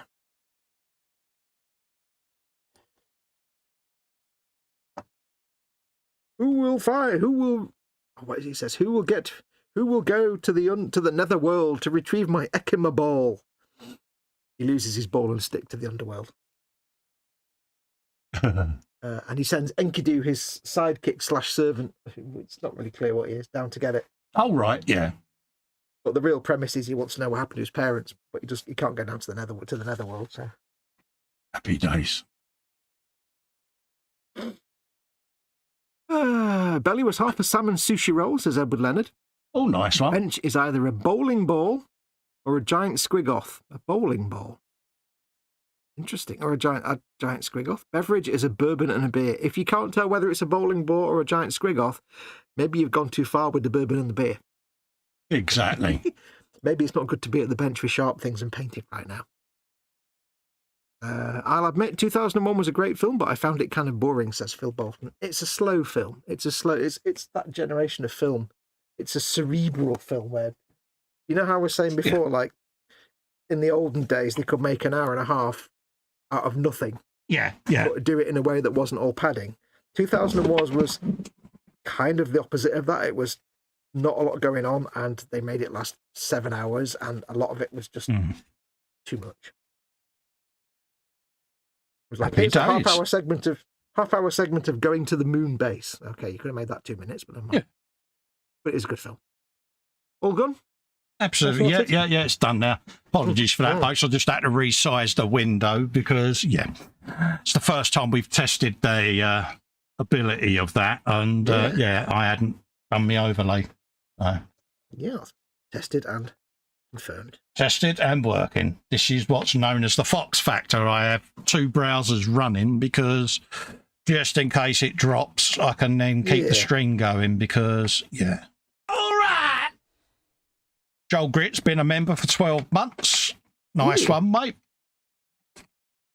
Good lad, Joel Grit. Nice one, mate. 12 months. Happy days. Always said he was a good lad. It's not true what they say. Happy days, mate. But the getting back to the group build, that was started last week, I do believe, first weekend of April. So yeah, it Sunday. runs till the end of the year. All the info's in the group. And yes, I managed to get a whole 2 axles done. And then we went on and done the gallery. So the rest of the crew are well ahead. But the build does run all year. So it's kind of no point in rushing it, I think. So yeah. Which means in about 3 weeks they'll have finished the build. yeah, and they'll all be finished and then twiddling their thumbs. And it's like, yeah. No, I finished our dude. I will only build my group build on the live stream to do with the group build. You finished a dude. Mm-hmm. I'm proud of the soldier. Look at that dude, isn't he cool? I do love the Deathcore Krieg. They're just so they've just got such awesome design with the Germany style helmets and French uniforms and gas masks. It's the gas masks that do it, isn't it? Yeah. Just gives them that steampunk sinister edge, doesn't it? Oh yeah. Angus says you get an appreciation of the sense of the hugeness and loneliness of space whilst watching 2001, then you fall asleep. Yeah. JC Bricks and Bills is off to bed. He says, catch most of you tomorrow's. Yeah, no worries, James. Tell her. Shameless pimpage there. It's James, isn't it? Yeah. James. Where's my pen of markings? Where's me sharpie? That man's... I've made a man's... I can cross him off. He's been crossed off now. He's crossed off. Done. One man's... I saw what he did there. Now I need to make another man's... Oh no, that's him as well. What? Everyone's saying good night to James. Good night, James. Good night, Moon. Wait, what? I was making a sniper, wasn't I? It's snipey times. Sniping. 18, 19, and 20. Let's find those parts. So we want a bit of that in there. 18, 19,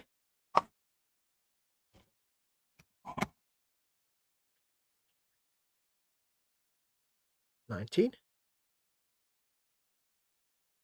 Mm-hmm. Jeff Light's asking you whether you've read the book 2001. No, but I've read 2035. I don't really know why. It was a very, very long time ago, and it wasn't very good at all. I never read 2010 either. But I think I just happened to come across 2035 just after it had been published in a bookshop, and I thought, oh, I'll give that a go. I went through a reading stage in my youth. Yeah. When I read many books. And some of them I even put them in while I read them. Well, you go careful. Sometimes I read a book and enjoy it, but the moment I put it down, I'd forgotten what it was and what I'd read. And yes, I read 2035 and it was kind of really boring.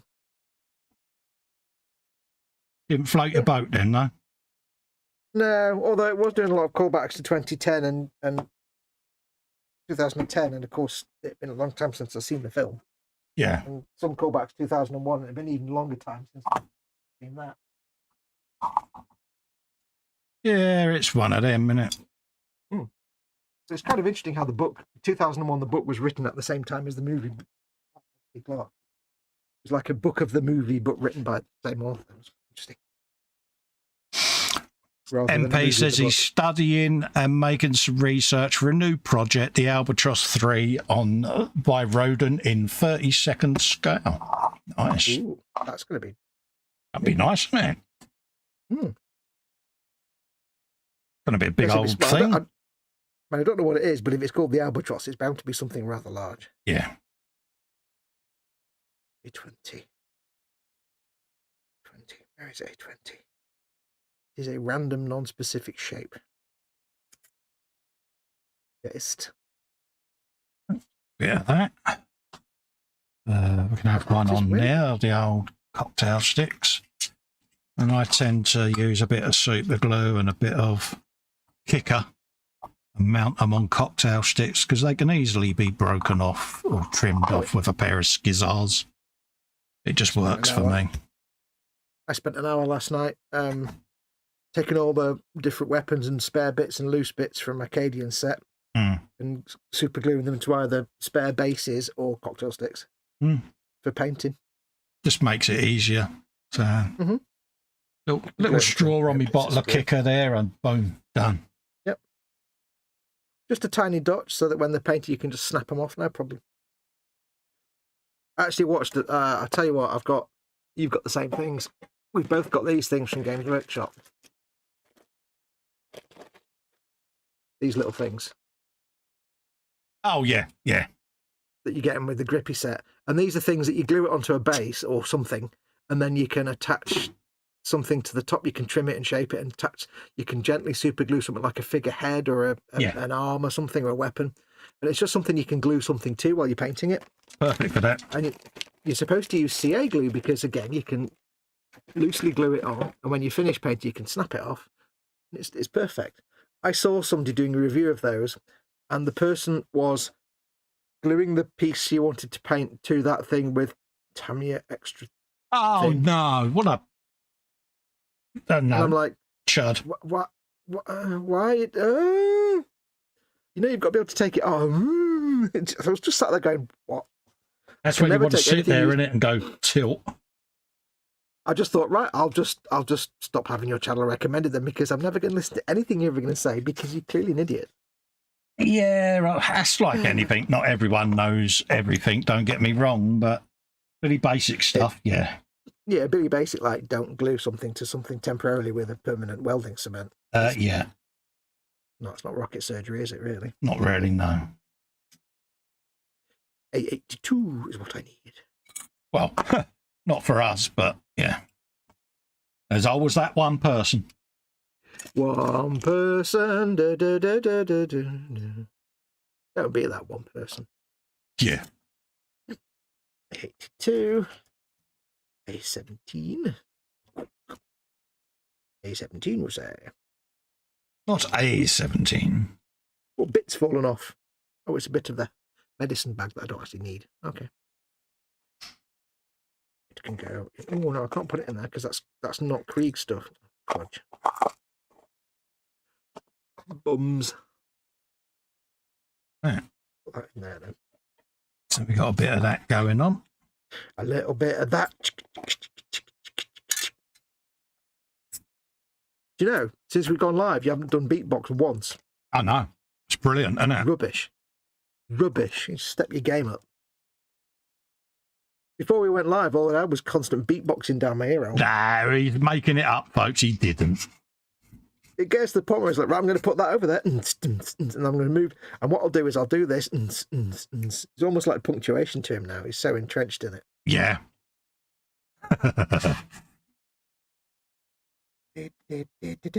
That was his vain attempt to try to get me to do beatbox, wasn't it?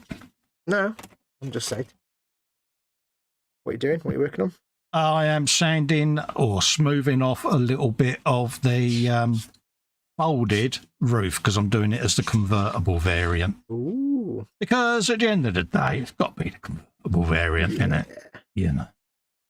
I would not want to do it with the roof up. Convertible. 50. So, yeah, that's what I'm up to. Yeah, apologies for keep going off shot. I need to adjust my camera, actually, because we're on the yard, didn't we? Yeah. Oh, I forgot about that. My camera seems to have moved just randomly anyway. So apologies for that, folks. It's just, yeah, the yard with its very, very small desktop area is, yeah. 50 and 49. Where Yeah, are go. 50? And Right. Bang a bit more super glue on there. 50 and 49. Come on, I know you're here somewhere. Doing well tonight. I've not, well, at risk of tempting fate here. Do you really want to say it? No, I'm not going to say it. Yeah. Yeah, you know that stupid statement I was going to make then, don't you? No, what were you going to say? Nothing. Okay. I wasn't going to say a word, dear. If you're about to say, you know, there's been no explosions of white goods or anything, then yeah, you've been good. I have been good.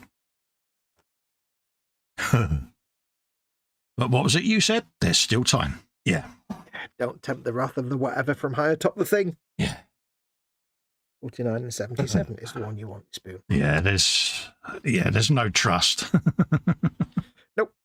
You've told me too many stories for me to just take anything. I did send him a picture of me pressing the button on the microwave. All profesh. Yeah. Profesh. Yeah. A49. Yeah, it's A49. I do love the way the parts are all numbered in a complete random order. Panzer's in. Hello, Panzer. How you doing, mate?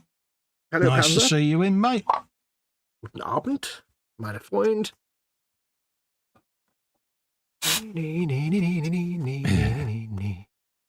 Where are we? Oh, it might be 3001 then, Paul Lewis. It says 2035 doesn't exist. I might be just conflating it with something else. It might be 3001 I read then. Where did I get 2035 from then? Is that some kind of Blade Runner fallover that I'm getting wrong? Oh, no idea, mate. I've got 2035 from somewhere. No. Yes, it'd be 3001 I read then, I think. I have absolutely no idea, mate. I'd love to build the Mobius Models 1/8 EVA pod kit from 2001. Some who have made it have added working video monitors inside. Oh, nice. Yes. I have to say, Mobius Models, I've built a few and I've never been that impressed with them. They're all right. They're just like, it's weird plastic and... Yeah, for me, they're a little bit AMT monogram, aren't they? Yeah, it's like this weird, crispy plastic. They're kind of like 30 years behind the trend of quality. And the decals are just absolutely terrible. I was extremely happy when they released the Colonial 1, the Battlestar Galactica Colonial 1 kit. So I pre-ordered it. And then it came out a year later. Took a while, year and a half later. And I got it. And I was like, yes, because Colonial 1 is a fantastic looking ship. And it was that big.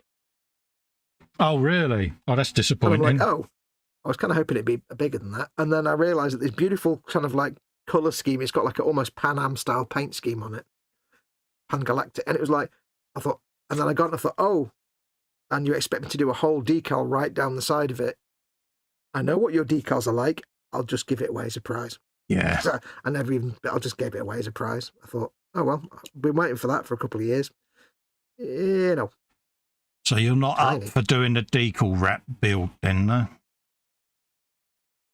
No, it's nothing. It's just the quality of their decals is awful. The decals they shatter like glass. It's horrible. Pardon me. They may have changed, but every time I built a Mobius Viper, the decals are just shredded and falling apart. Yeah.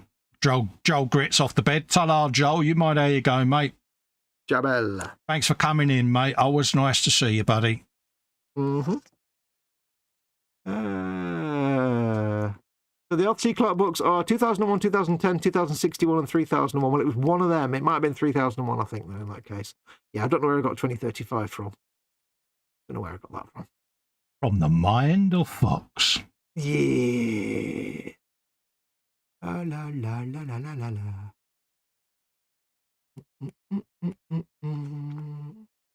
What is on today's lunch list then? Asks Paul to Panzer, and Panzer says, I will tell you when it pings.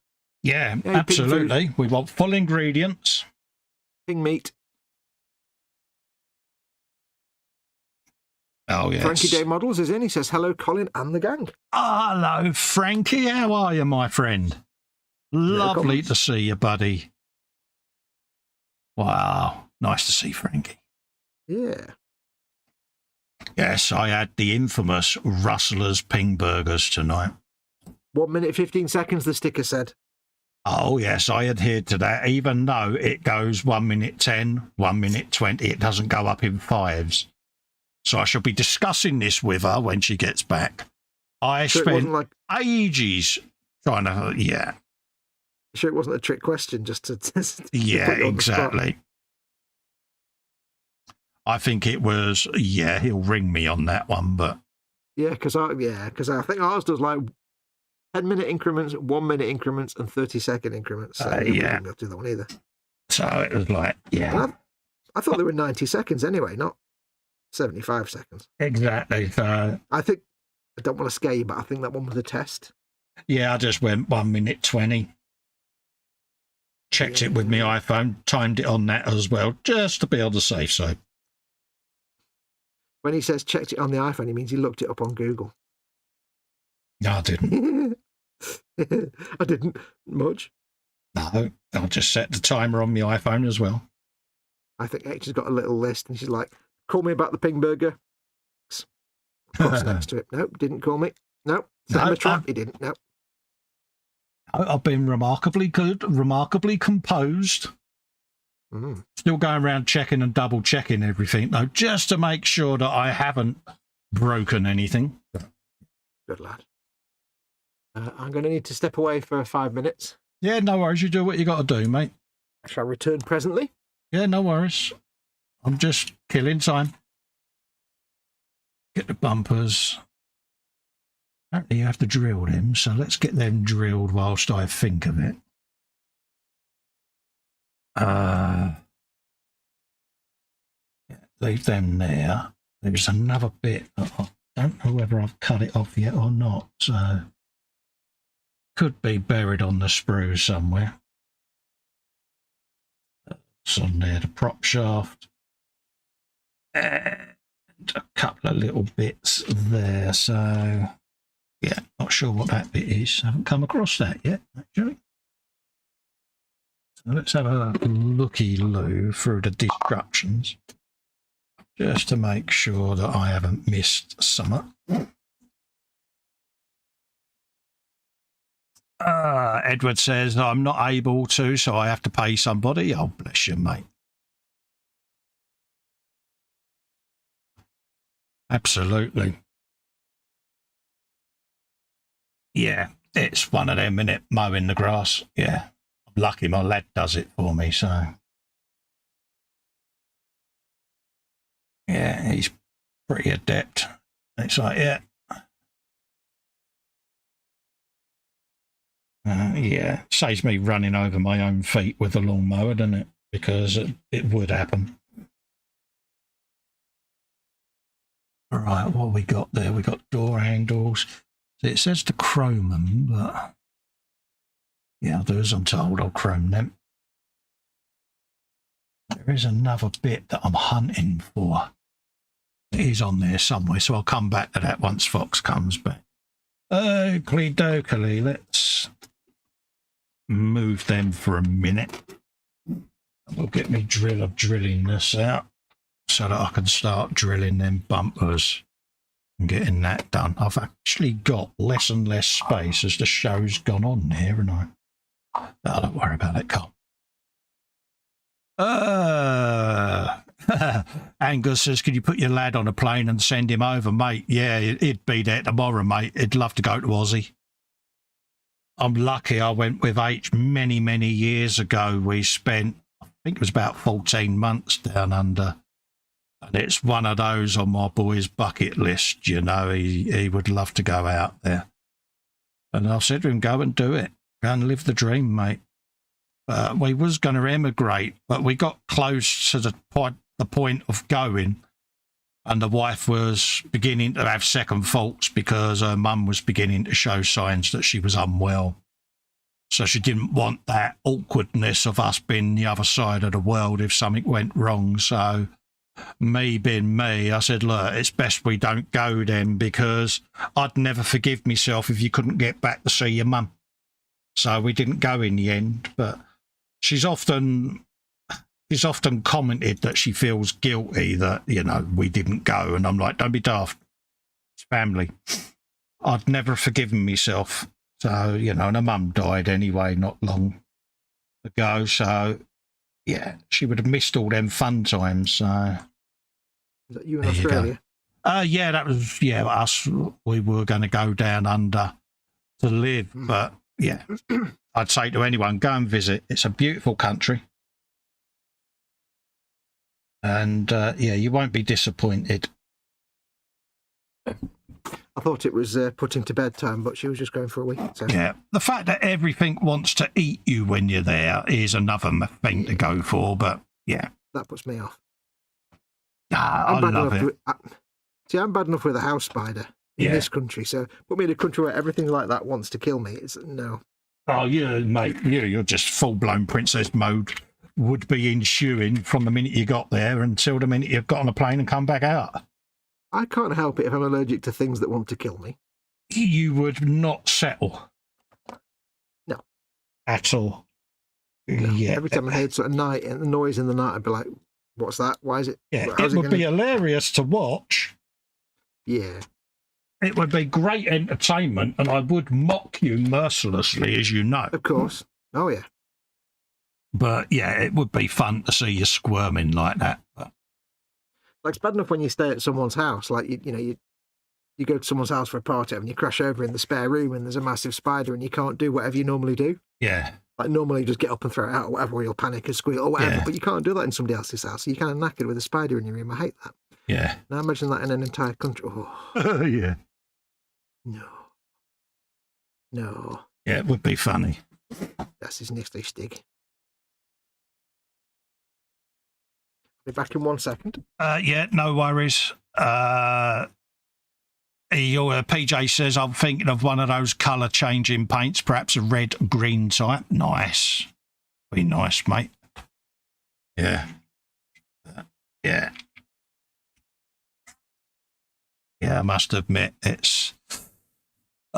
Jeff Light says his dream holiday is to do a 3-month tour of Canada. Again, another country in the world that I would love to go to is Canada. Never been there, but yeah. If I won the lottery tomorrow, mate, it would be on the list. It really would. Because it just looks such a beautiful, I wouldn't say wilderness, because, you know, there are built-up areas out there, but whenever you see it with the mountains and all of that lot, it does look a real desirable place to go and spend time. And of course, it would give Fox the chance to sing "Oh Canada," of course. So, oh, you're talking about Canada, Canadian. Well, yeah, the clue there is it would give you the chance to sing. Yeah. Yeah. Well, I thought you were talking about Australia at first. No, Australia at first, and then other people in the chat were talking about places they'd like to go to. Yeah, I'd like to go to Canada. One of them places, isn't it? I was going to go anywhere. It'd either be Canada or New Zealand. Yeah, New Zealand's another place that's got that. Yeah. I mean, New Zealand is a beautiful country and absolutely nothing at all there is going to do you any harm.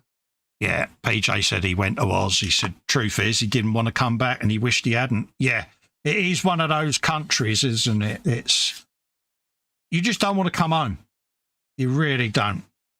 And we had every intention of going out there to live. I had a job lined up with Victor lawnmowers, believe it or not, who were quite big in Australia at the time. I don't know whether they're still going, but I worked for their UK branch over here, and they very kindly offered to give me a job at their place in Campsie in New South Wales. So we was pretty much keyed up to go, and I could just sense that something wasn't right with H, you know, and I just said to her, you know, you still want to go, don't you? And she had that momentary pause, you know, and I said, come on, tell me, because I'd rather you tell me now. Yeah, don't tell me after we've got there. It's too and she's like, really got this gut feeling that...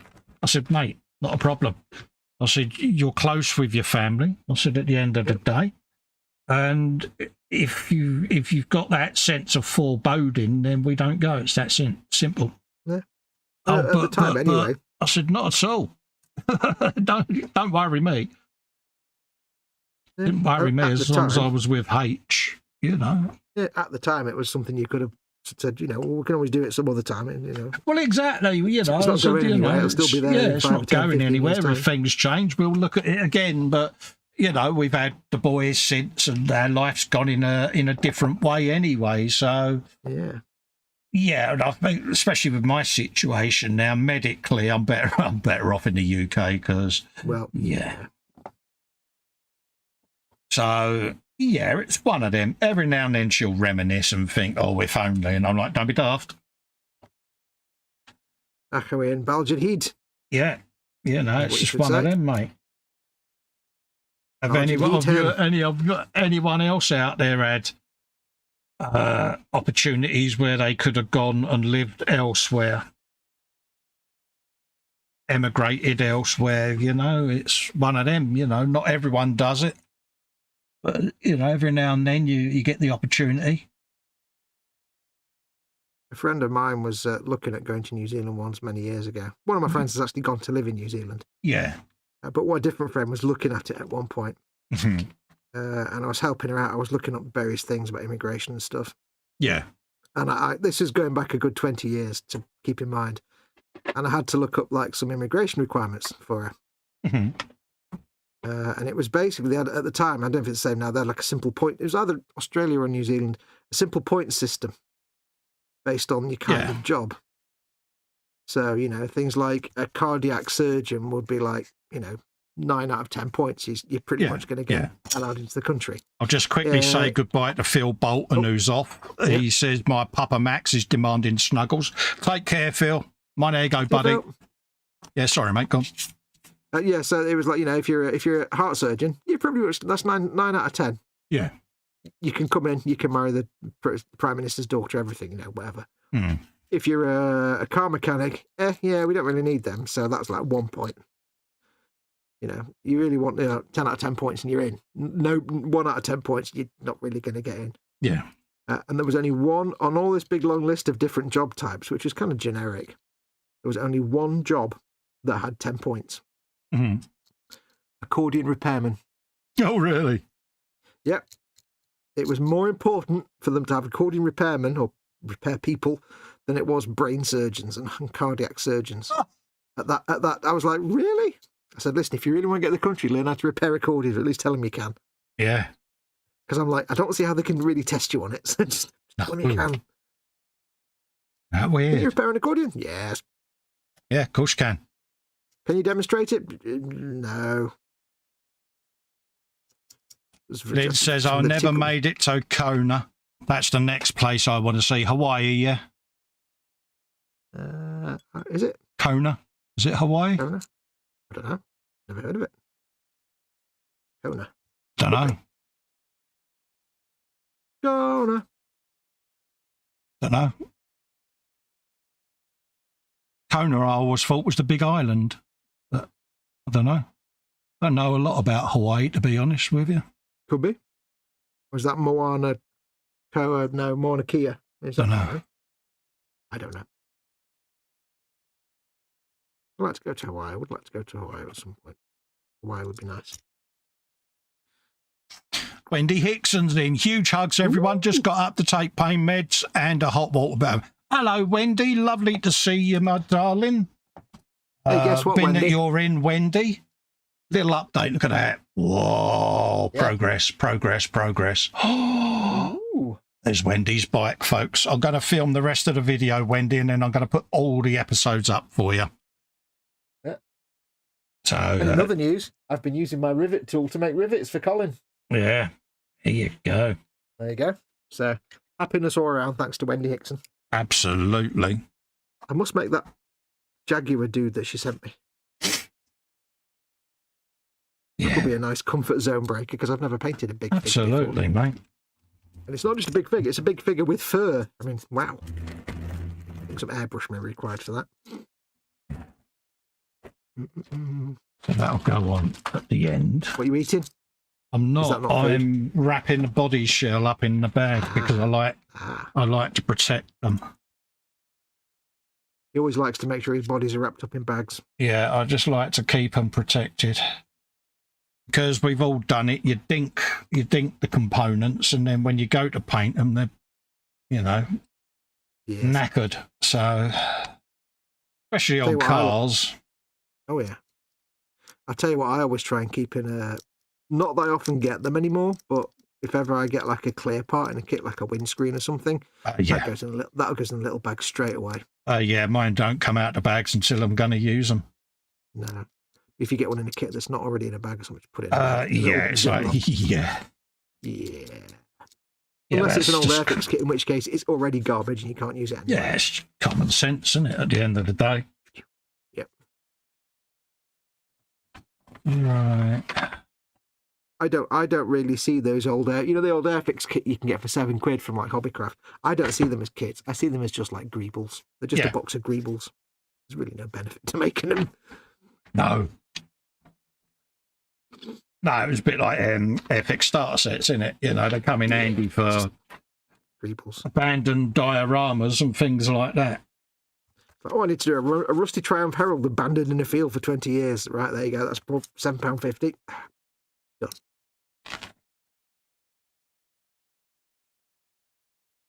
Did you say you decided on a colour scheme for your Baneblade, or you hadn't decided? Yeah, I've just got to order the paints. Yeah. Because the paints I wanted, E-Models didn't have. Yeah. So I am looking at alternatives. What colour scheme? An awesome colour scheme. Absolutely. But, yeah, it's... I can't wait to see what it comes out like on yours. I've never seen you paint a Baneblade yet. Oh, no, I've only pre-shaded the Insane Blade, so, yeah. I've seen what you've done on your Lehman Russ, and it's like, yeah, and I've just scaled up to a Baneblade. Yeah, it's one of them, isn't it? The thing is, right... It's taking the time, isn't it? That's what it's all about. Well, the thing is, I don't know if you're as bad as me, but even though I was showing you how to do all the stuff on the Lehman Russ, I've forgotten half of it now. I have to go back and watch my own videos. There's nothing worse. I don't know if you're like me like that. You forget half your own stuff. Oh, yeah. I've had to go back on my YouTube videos because I couldn't remember how I'd actually done something. Yeah, I've had to do that. Yeah, Wendy says, sorry not been around too much. I've had a few health issues, nothing to worry about. I've been trying to get better sleep pattern. Yeah, our sleep pattern's up shot to pieces, Wendy, so I can totally get that, my darling. Like I say, sincerely hope you're beginning to feel a bit better. Because, yeah, we kind of know what it's like when the sleep gremlin's at you. It's like, yeah. Oh, yeah. It ain't easy. I mean, I get a little bit of insomnia now and then, but you get it really bad. It's nothing compared to what you get. Yeah, it's... Yeah, the days... If I slept like you do, I'd be the grumpiest mother fluffer ever. Yeah. I'd be unbearable. Yeah, but the thing is, you can't change it. No, I know, but I'd still be grumpy as F. Yeah. Be intolerable. You know, that's how I see it. It is what it is. I can't change it. So it's like, deal with it. Don't get me wrong. You do end up a lot of the time walking around in autopilot. But like that. Yeah, and you can sometimes be a bit vague. You know, people are like, is he stoned? No, I'm not stoned. It's just I haven't slept in days. I'm not stoned. I'm just really, really tired. Yeah, and it does creep up on you. But hey, you know, I'm not the only insomniac out there. No. Paul Lewis says, maples changing leaf colour in Canada and the blossoms blooming in Japan. Two things I'd love to see before I drop off the planet. Oh yeah, I'd love to be in Japan for that like 5-minute slot where all the blossoms, the cherry blossoms, blossom. Yeah.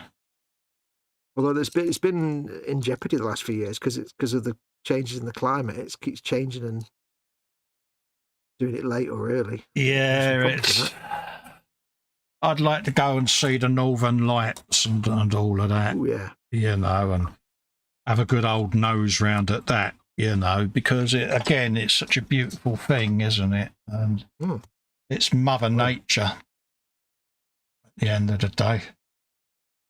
And I love a bit of that. You need to basically win enough money on the lottery that you can never have to worry about anything ever again and just spend your rest of your days doing whatever the hell you want to do. Yeah, exactly. Today I'm going to go to the Arctic. Off we go.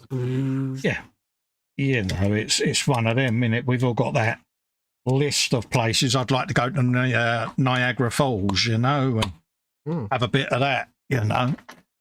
Canada, New Zealand, you know. I'd love to go to lots of quiet places. I like quiet places. Forests and woodlands. And stuff. I always admire these people that live off grid in proper Grizzly Adams style, you know, and it's like, yeah, it'd be great, but yeah. Problem is, I'd like to do it in a place where there's nothing that's going to kill me, like, you know, bears. Of course, yeah. So then, yeah, that's you with nature. Nature, then. If you could live in a concrete bunker in the middle of nowhere. No. Actually, New Zealand would be ideal because there's nothing there that's going to particularly harm me, really. Plus, I'd get to hang out with kakapo, which is great. Yeah. Because one of my ambitions is to hang out with a kakapo and just, give it scritches and see how cute they really are. Yeah. Kakapos are awesome. Angus Alex says, can you see the Northern Lights from Orkney? On a good day, yeah. Mind you, we got to see them recently because we had a phenomenon in the UK where the Northern Lights were visible. So, yeah, there's a it was a solar flare or whatever, wasn't it? Yes. So, luckily for us, the Northern Lights came right down south of the country. So it was a first for all of us, and me, but with the conservatory, I was able to sit out there and just watch it, and it was spectacular to see. I missed it completely. I was like, oh, really? So, yeah. Here's an interesting thing. I didn't realise this, but apparently, I think over the last few weeks, we narrowly escaped a civilization-ending event. Oh, yeah. Was that you on about the comet? No. There was a beyond Carrington level event, as in a coronal mass ejection from the sun. Oh yeah, I know that. It was on all over the news channels, wasn't it? Yeah, which was stronger and more powerful than the fabled Carrington event, which is the one that blew out all the telegraph lines in like the 18-something or other. Yeah. Which, if it happened today, would just wipe us back to the Stone Age straight away. But in terms of technology, it would do a lot of damage. Yeah. But luckily, it was pointed away from us. Yeah. So by the grace of, well, I'm not saying that because that's rubbish, but by the skin of our teeth, we missed a severe nastiness. It wouldn't destroy us, but it wouldn't do us any physical harm, but it would put a lot of our electrical systems completely at risk or destroy them. So, and, we'd be really knackered. So absolutely, it would do a lot. Yeah. Society would kind of collapse a little bit. It wouldn't do anything physically harmful to us, but starvation would, and the fact that nothing would work. Yeah.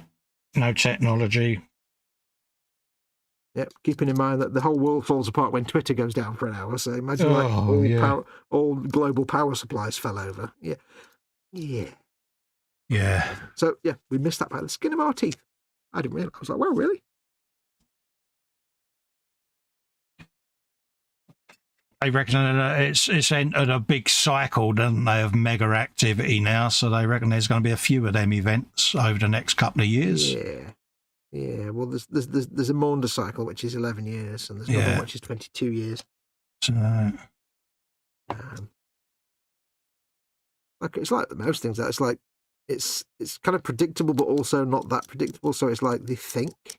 Yes. But you never know. You never know with this one. It can do stuff weirdly that we don't expect. Some of its cycles are like thousands of years. That exactly. We only vaguely understand. Exactly. Yeah. I tell you what I find amazing is that they can extract ice from the Arctic. Yeah. Ice cores, and use that to know, like, and look at tree rings as well. I was watching something the other day, and basically they've just started using ancient tree rings. Oh, right, yeah. To find out that there was a period of massive solar flare activity so many tens of thousands of years ago. Because it's reflected, thousands of years ago, sorry. Because it's reflected in the tree rings of some trees that are still that old. And that this thing's happened every 1,000 years or so. Yeah. They can look back and see that, and it's the amount of carbon-14 in the tree. Basically, I've kind of vaguely half-assed remembered it, but it's fascinating to look at that. And they do the same with ice cores. They can look at what's. Oh yeah, it's interesting, isn't it? Because, like you say, big global things like that. Here's a fact that'll blow your mind. That blew my mind. I was watching a program and they were talking. They had some like scientists in the Arctic. They were looking at some ice cores, and they was talking about climate and stuff. And they were saying, yes, we can tell a lot of things from like ancient ice, that's been in the Arctic for like tens of thousands of years. So we can drill down and look at the chemicals. He says, for example, this tube of ice here, this bit of ice here, I can tell you that at this particular point, there is an increase in wood burning. There's an increase in carbon. Yeah. An increase in lead. Oh, right. Yeah. And that is basically the start of the Roman Empire. Oh, wow. Because there was always wood burning and forest fires and stuff, but when the Roman Empire started to form, it was like one of the first big empires that was also in the post-Bronze Age, post-Iron Age. Yeah, yeah. So there was the first proper industrial mining and smelting and metal production. Mm. And he says you can tell by the increased level of some of the heavy metals and stuff. This is when the Romans started to form, and they were putting the stuff into the air in their furnaces, and of course it floats around and ends up in the ice. Yeah. Everything ends up in the Arctic. I was like, wow, you can actually see the growth of the Roman Empire in the chemical deposits in the ice. It was amazing. Oh, nice one. And in answer to Lynn and PJ, I'm already stood up, hence why both my hands are on the bench, because yeah. So yeah, thanks for reaching out and reminding me. But yeah, I'm already stood up. I did as I'm told and stood up without prompting. Good lad. I know, I haven't burnt the house down, and now I'm doing as I'm told. Who would have thought it? Marcy says, snack, drink, and stand. Yes, drink is there, my darling. And yes, Marcy, you'll be proud of me, love. I'm home alone, and I haven't burnt the house down yet. Yet is the important word. Colin? Oh, why did you ask me something just as I went to have a drink? Yeah, carry on. I was like, with the pause, I'm like, I haven't fallen out again.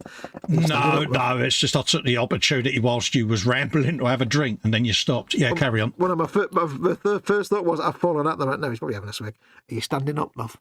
Yeah, I've already told you that. I know, it's a joke. Never mind. Never mind. It's a joke. What are you drinking? Is it your orangey stuff? Or tea? I speed drunk a cup of tea because I just knew you wouldn't be able to not ask me another question. I'm going to ask you, if it causes chaos, I will damn well ask that question. Yeah, it's like, yeah. You know me all too well. PJ says, Colin ain't burnt the house down. He says, the kitchen, however, is a disaster area. No, I sent Fox a photograph earlier on and the kitchen was still intact, mate. I can neither confirm that Microsoft can neither confirm or deny on rumours. Yeah, I may have had the smuggest of smug faces whilst I was pushing buttons unattended, but hey, you know. Yeah. I was allowed to play with buttons. Well, I say allowed to play. She doesn't know. Well, she does now because he's got the photograph, but yeah. You sent me evidence again, didn't you, without realising it? Yeah, but you know, at the end of the day, she left labels on me food. So I technically was allowed to touch them buttons. It's evidence of you being good. Absolutely.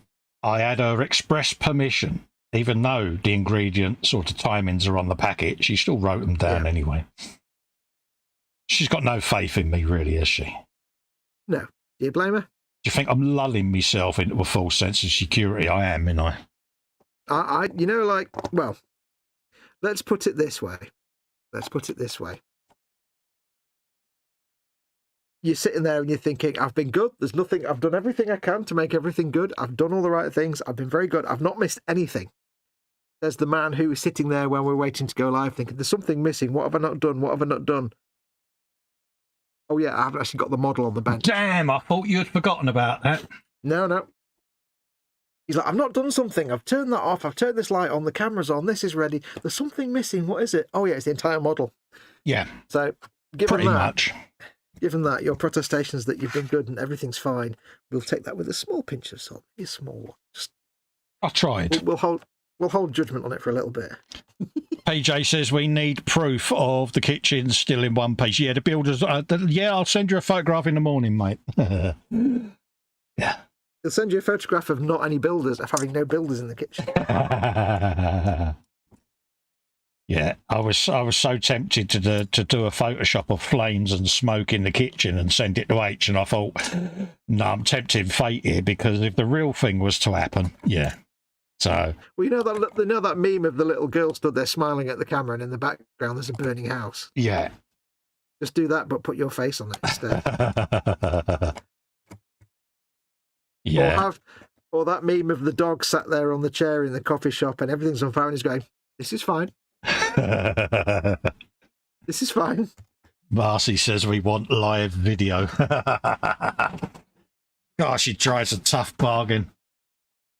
Oh, yeah. Let's see the picture, Fox says. No, it was sent to me in confidence. I don't share private conversations. That's why I haven't shared the video from pressing all the buttons on the. Oh, yeah.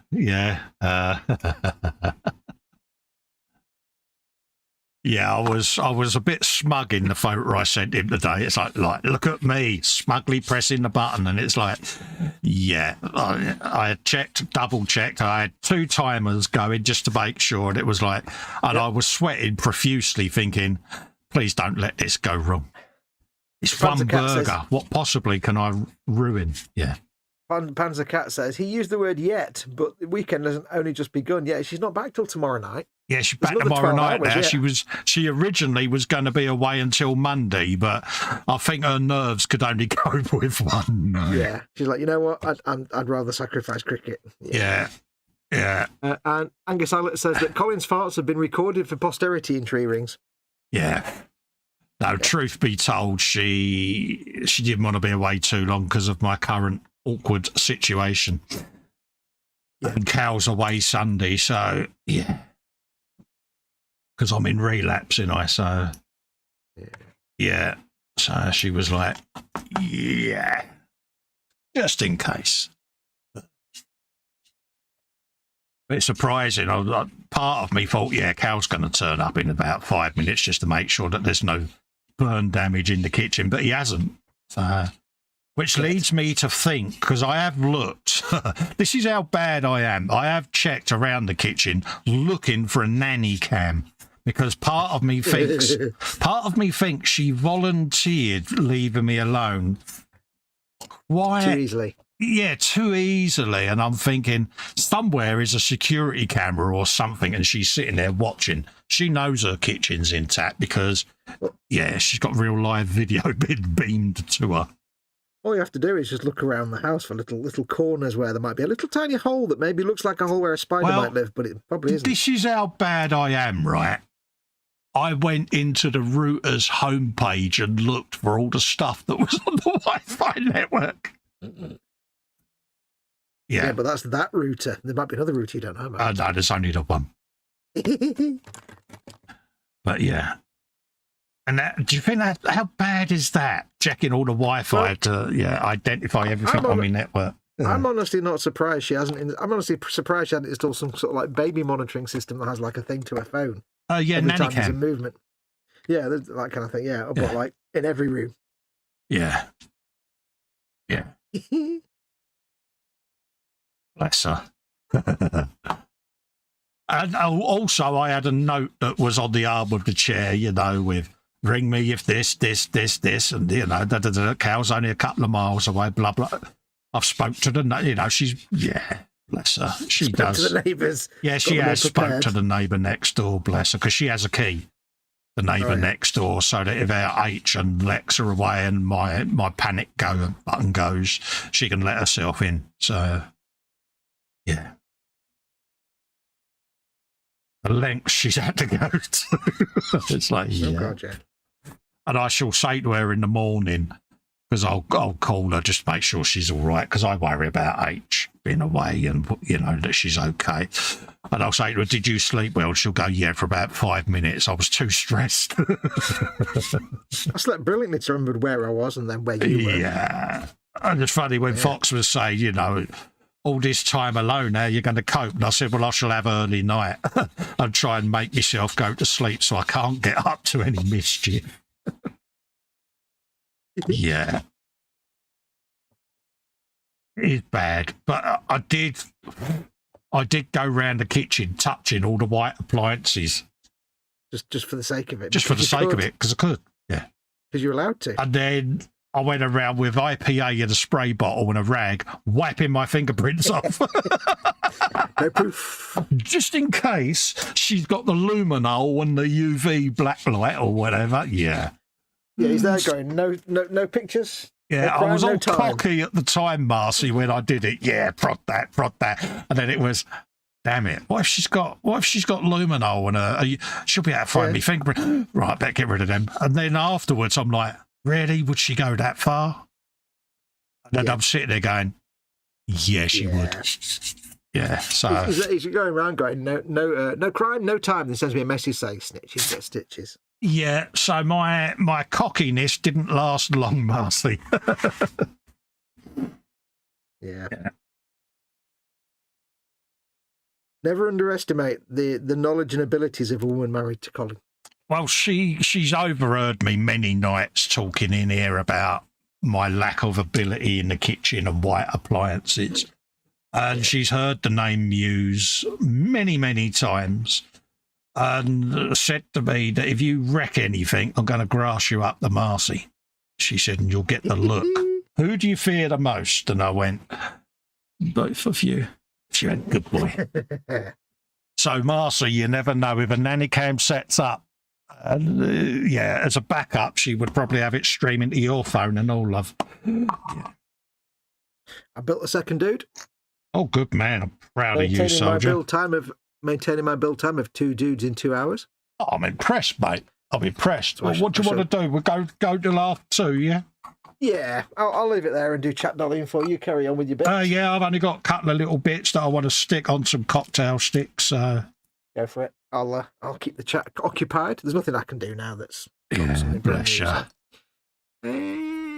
Tell you what I will do, actually, while I'm here. Yeah. I'll get my bits out. Hang on. We were going to do Warhammer this Saturday, but we'll be doing it next week now, folks, because someone who will remain nameless forgot to do his overlays. Who did? Who's that? Who spooned it? Yeah, you got to be some kind of spare, shouldn't you? Yeah. No, I haven't set up all the thumbnails and titles and stuff. So tomorrow I'll probably do some sort of game stream tomorrow afternoon. Because we're going to do Warhammer Saturday, about 5-6 o'clock. Yeah. So it'll be between 5. What I'll probably do is schedule it for 5 o'clock on a Saturday each week.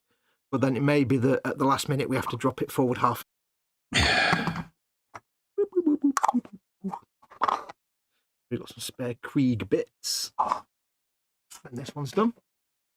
I've got I think I've got about 80 or 90 Krieg dudes now. Oh, really? Total. Wow. That's a big old army you got on the go. Well, I've got a whole bunch of the Forger ones that I bought and made. I've got a whole bunch of Forger ones I got off eBay that were already made. Yeah. So I just had to prime them or strip them.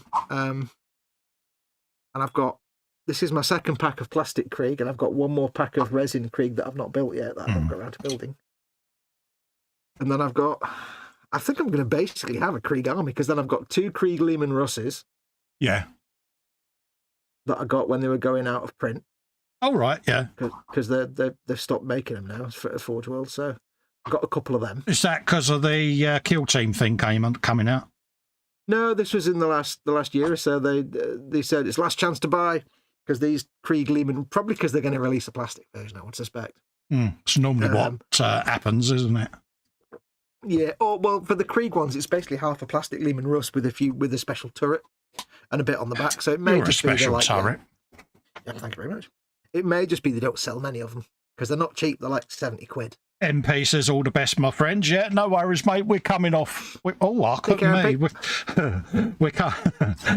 yeah, he didn't hear that. We're coming off air now anyway, mate. So not a problem, mate. Wendy's. Yeah, so I think they didn't necessarily sell well. So, yeah. I think most people just get a normal Lehman Rust and play it because it's like the price.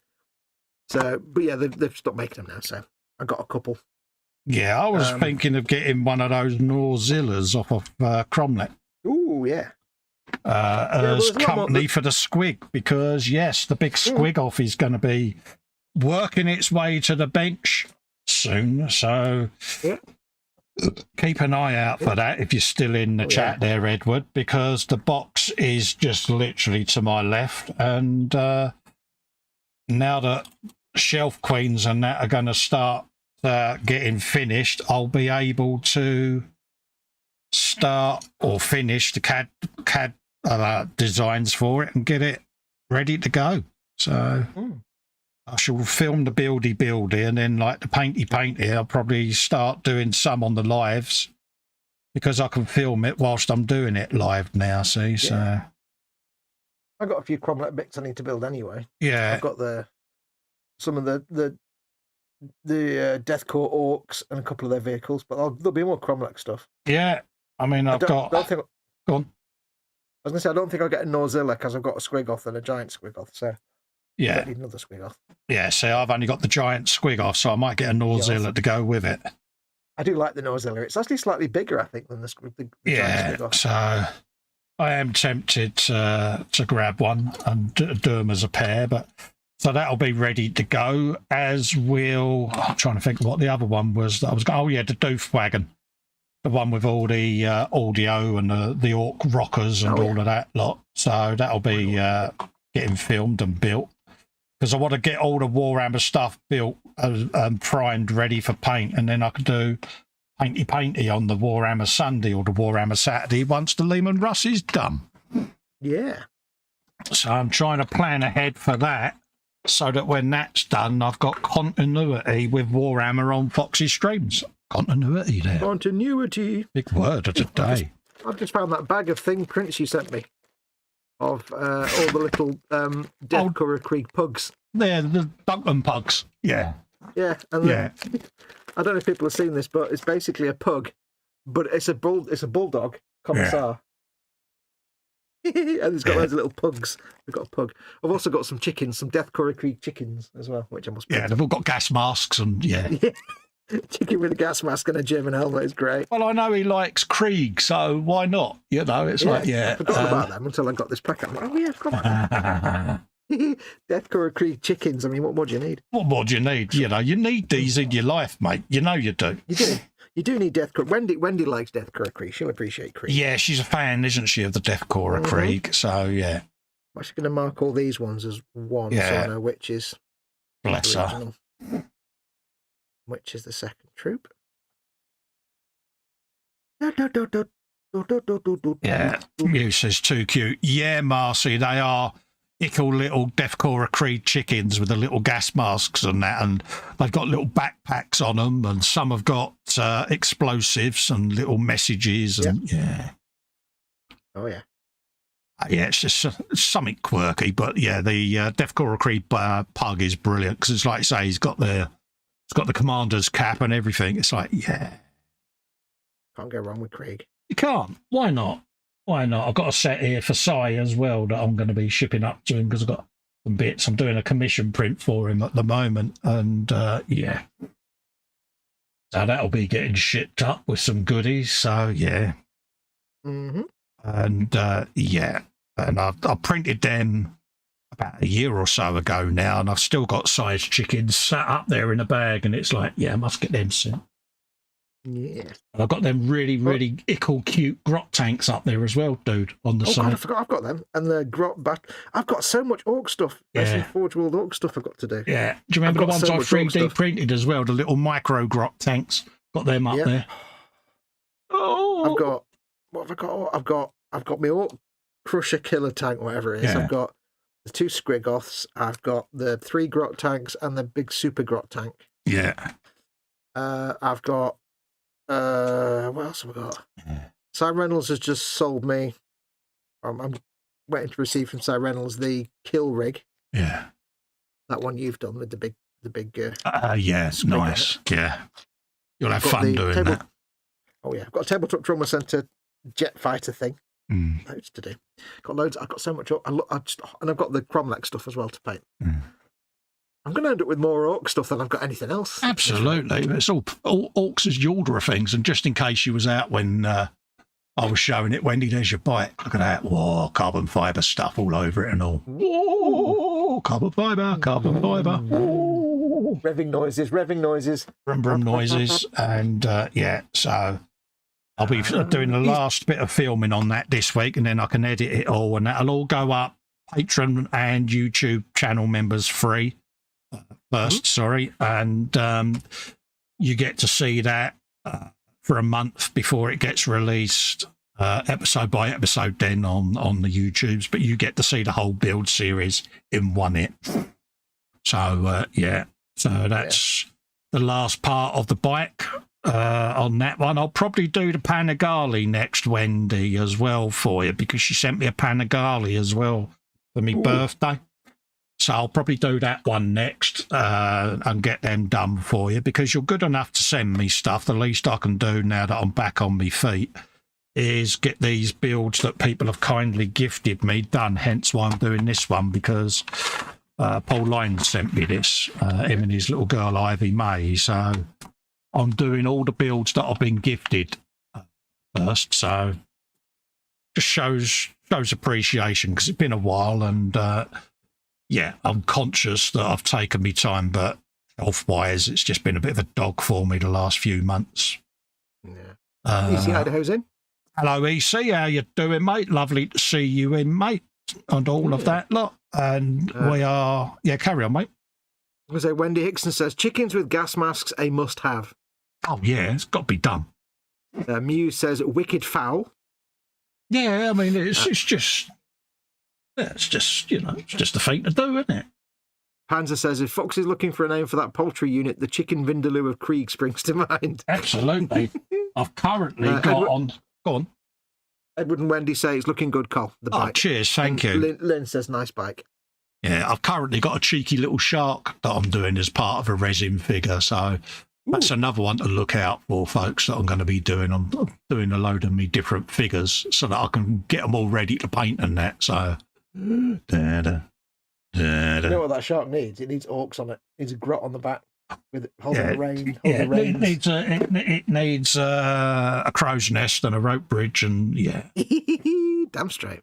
No, it's been nice to get back to doing a bike, Wendy, to be honest with you. It's just taken me a little while, bless, so yeah. Anywho, we're going to love and leave you until the next one. Foxy, you're doing a game stream tomorrow now, aren't you? Because we're going to do the Warhammer Saturday next week once he's done all the artwork, and we can launch it properly then. So I'll do a game stream. I won't have time to set it up until tomorrow morning now, so I'll probably do a game stream probably about between 5 and 6 o'clock for a couple of hours. I don't know what I'll play yet. Play something. And I'll be back Sunday for a Festa and Friends at the bench from 2 p.m. on Sunday. Are you streaming Sunday as well, are you, dude, or is that what you just said? I'll do a game stream in the morning on Sunday, probably from 11. No worries, there you go, folks. So we both look forward to seeing you for them streams. So until then... Don't forget about Monday. Yeah, because if you've done the artwork, then it'll be us doing the 9 o'clock non-E-model show on your channel this week. So, because we're rotating it between mine and your channel on the weeks that E-models isn't streaming. Yep, so it'll be more of this, basically. Yay! More of this on Monday night at 9 o'clock. I'll get the stuff set up, don't worry. So what will I be doing Monday? I don't know, actually. I'll have a... Probably you're not still doing your car that you're doing? No, because I might catch up and do a bit of buildy on one of my Warhammer kits. I don't know. We'll have a look. I like that steering wheel. Oh, yeah, sorry, mate. I was looking around. I was waiting for the cogs. I was waiting for the cogs to turn. Yeah, no, it's coming up all right, mate. Yeah, it's all right. A proper vintage steering wheel. Look at that. Ye oldie, innit, mate? Ye oldie. Death trap, but hey, lovely looking. Yeah, I might do a bit of Warhammer build. I don't know. It depends on what Whatever you want to do, buddy. Whatever you want to do. I don't know what will be on the bench. So, yeah, either that or it might be one of these resin figures and that in it. Cause I've got a box of all different figures. I've still got that little mech to do as well. I've got all of these bits and pieces and that different resin kit. So what's that little Warhammer one? Is that the one Si sent you? No, that's one you got me. Is it? Oh God, that's right. I forgot about that. Yeah, that's the little Orc mech. I forgot about that. That was for my birthday, mate. Yeah, you got me that in the book. Oh yeah. So, I might sit and do them Monday. So, yeah. Edward Lenner says, thanks for the stream, gentlemen. Night, everyone. And I've sent you a pic, Colin. No worries, mate. I'll load up Messenger and that once I come off air, and I'll play catch-up. I think someone else sent me a message on Messenger. Might have been PJ. Was that something that you wanted aired, PJ? Let's have a look. Yeah, I'm getting really worried about you. Yeah, you've been home alone too long now, PJ. Has he been on Photoshop again? Yeah, he's been on Photoshop, bless him. Yeah. Oh, yeah. Bless him. Yeah. Edward Leonard sent me one as well. What have you sent me? Oh, nice. Yeah, definitely. That's a squig off. Let's see whether yeah, I'm just going to see whether I can grab it and bung it on the, because we're on the yard there, hence why I wasn't loading it up in, what's his name? There you go. God, it looks that's about 3 foot tall. Look, the angle he's taking it at looks beastie, isn't it? It makes it look about 3 foot tall. That's impressive. Yeah, that is a beastie, mate. And for those that are wondering what PJ sent, let's see whether I can find it. I will pre-warn you. Do we need to prepare ourselves for this? Yeah, you might want to prepare yourself for this because PJ has been Photoshop again. So might there be blindness? Yeah, there might be blindness. Oh.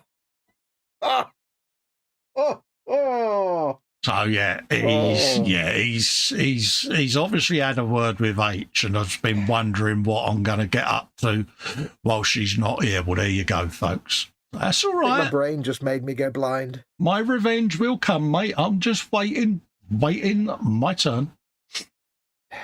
So there you go, folks. My brain's made me go blind now. Yeah, it's just the effort he's put into that, and it's like, yeah. I'm getting worried now. You're obviously, having these weird faults, and it's, yeah. I dread to go anywhere near his Google search history. Yeah. So he is shooting himself in the foot a little bit. Absolutely, mate. Absolutely, mate. Have at it, mate. That's how I see it. It's all a laugh at the end of the day. If you can't laugh at yourself, you shouldn't be doing anything, should you? You know what I mean? No. Come on. Life's too short to take offence. You can't laugh at yourself, you're doing it wrong. Absolutely, mate. Absolutely. I'm amazed how I stood upright there, mate, 'cause I've got no sticks. Well, you're leaning on the wall, aren't you, sir? Yeah, it could be it. Yeah, yeah. Rightio, folks, we're going to head off and let you get on. Yep. And we'll see you for the next one. So massive, massive thanks for joining us all. And we'll catch you later, peeps. Well, there you go. Bye. Adios, beavers.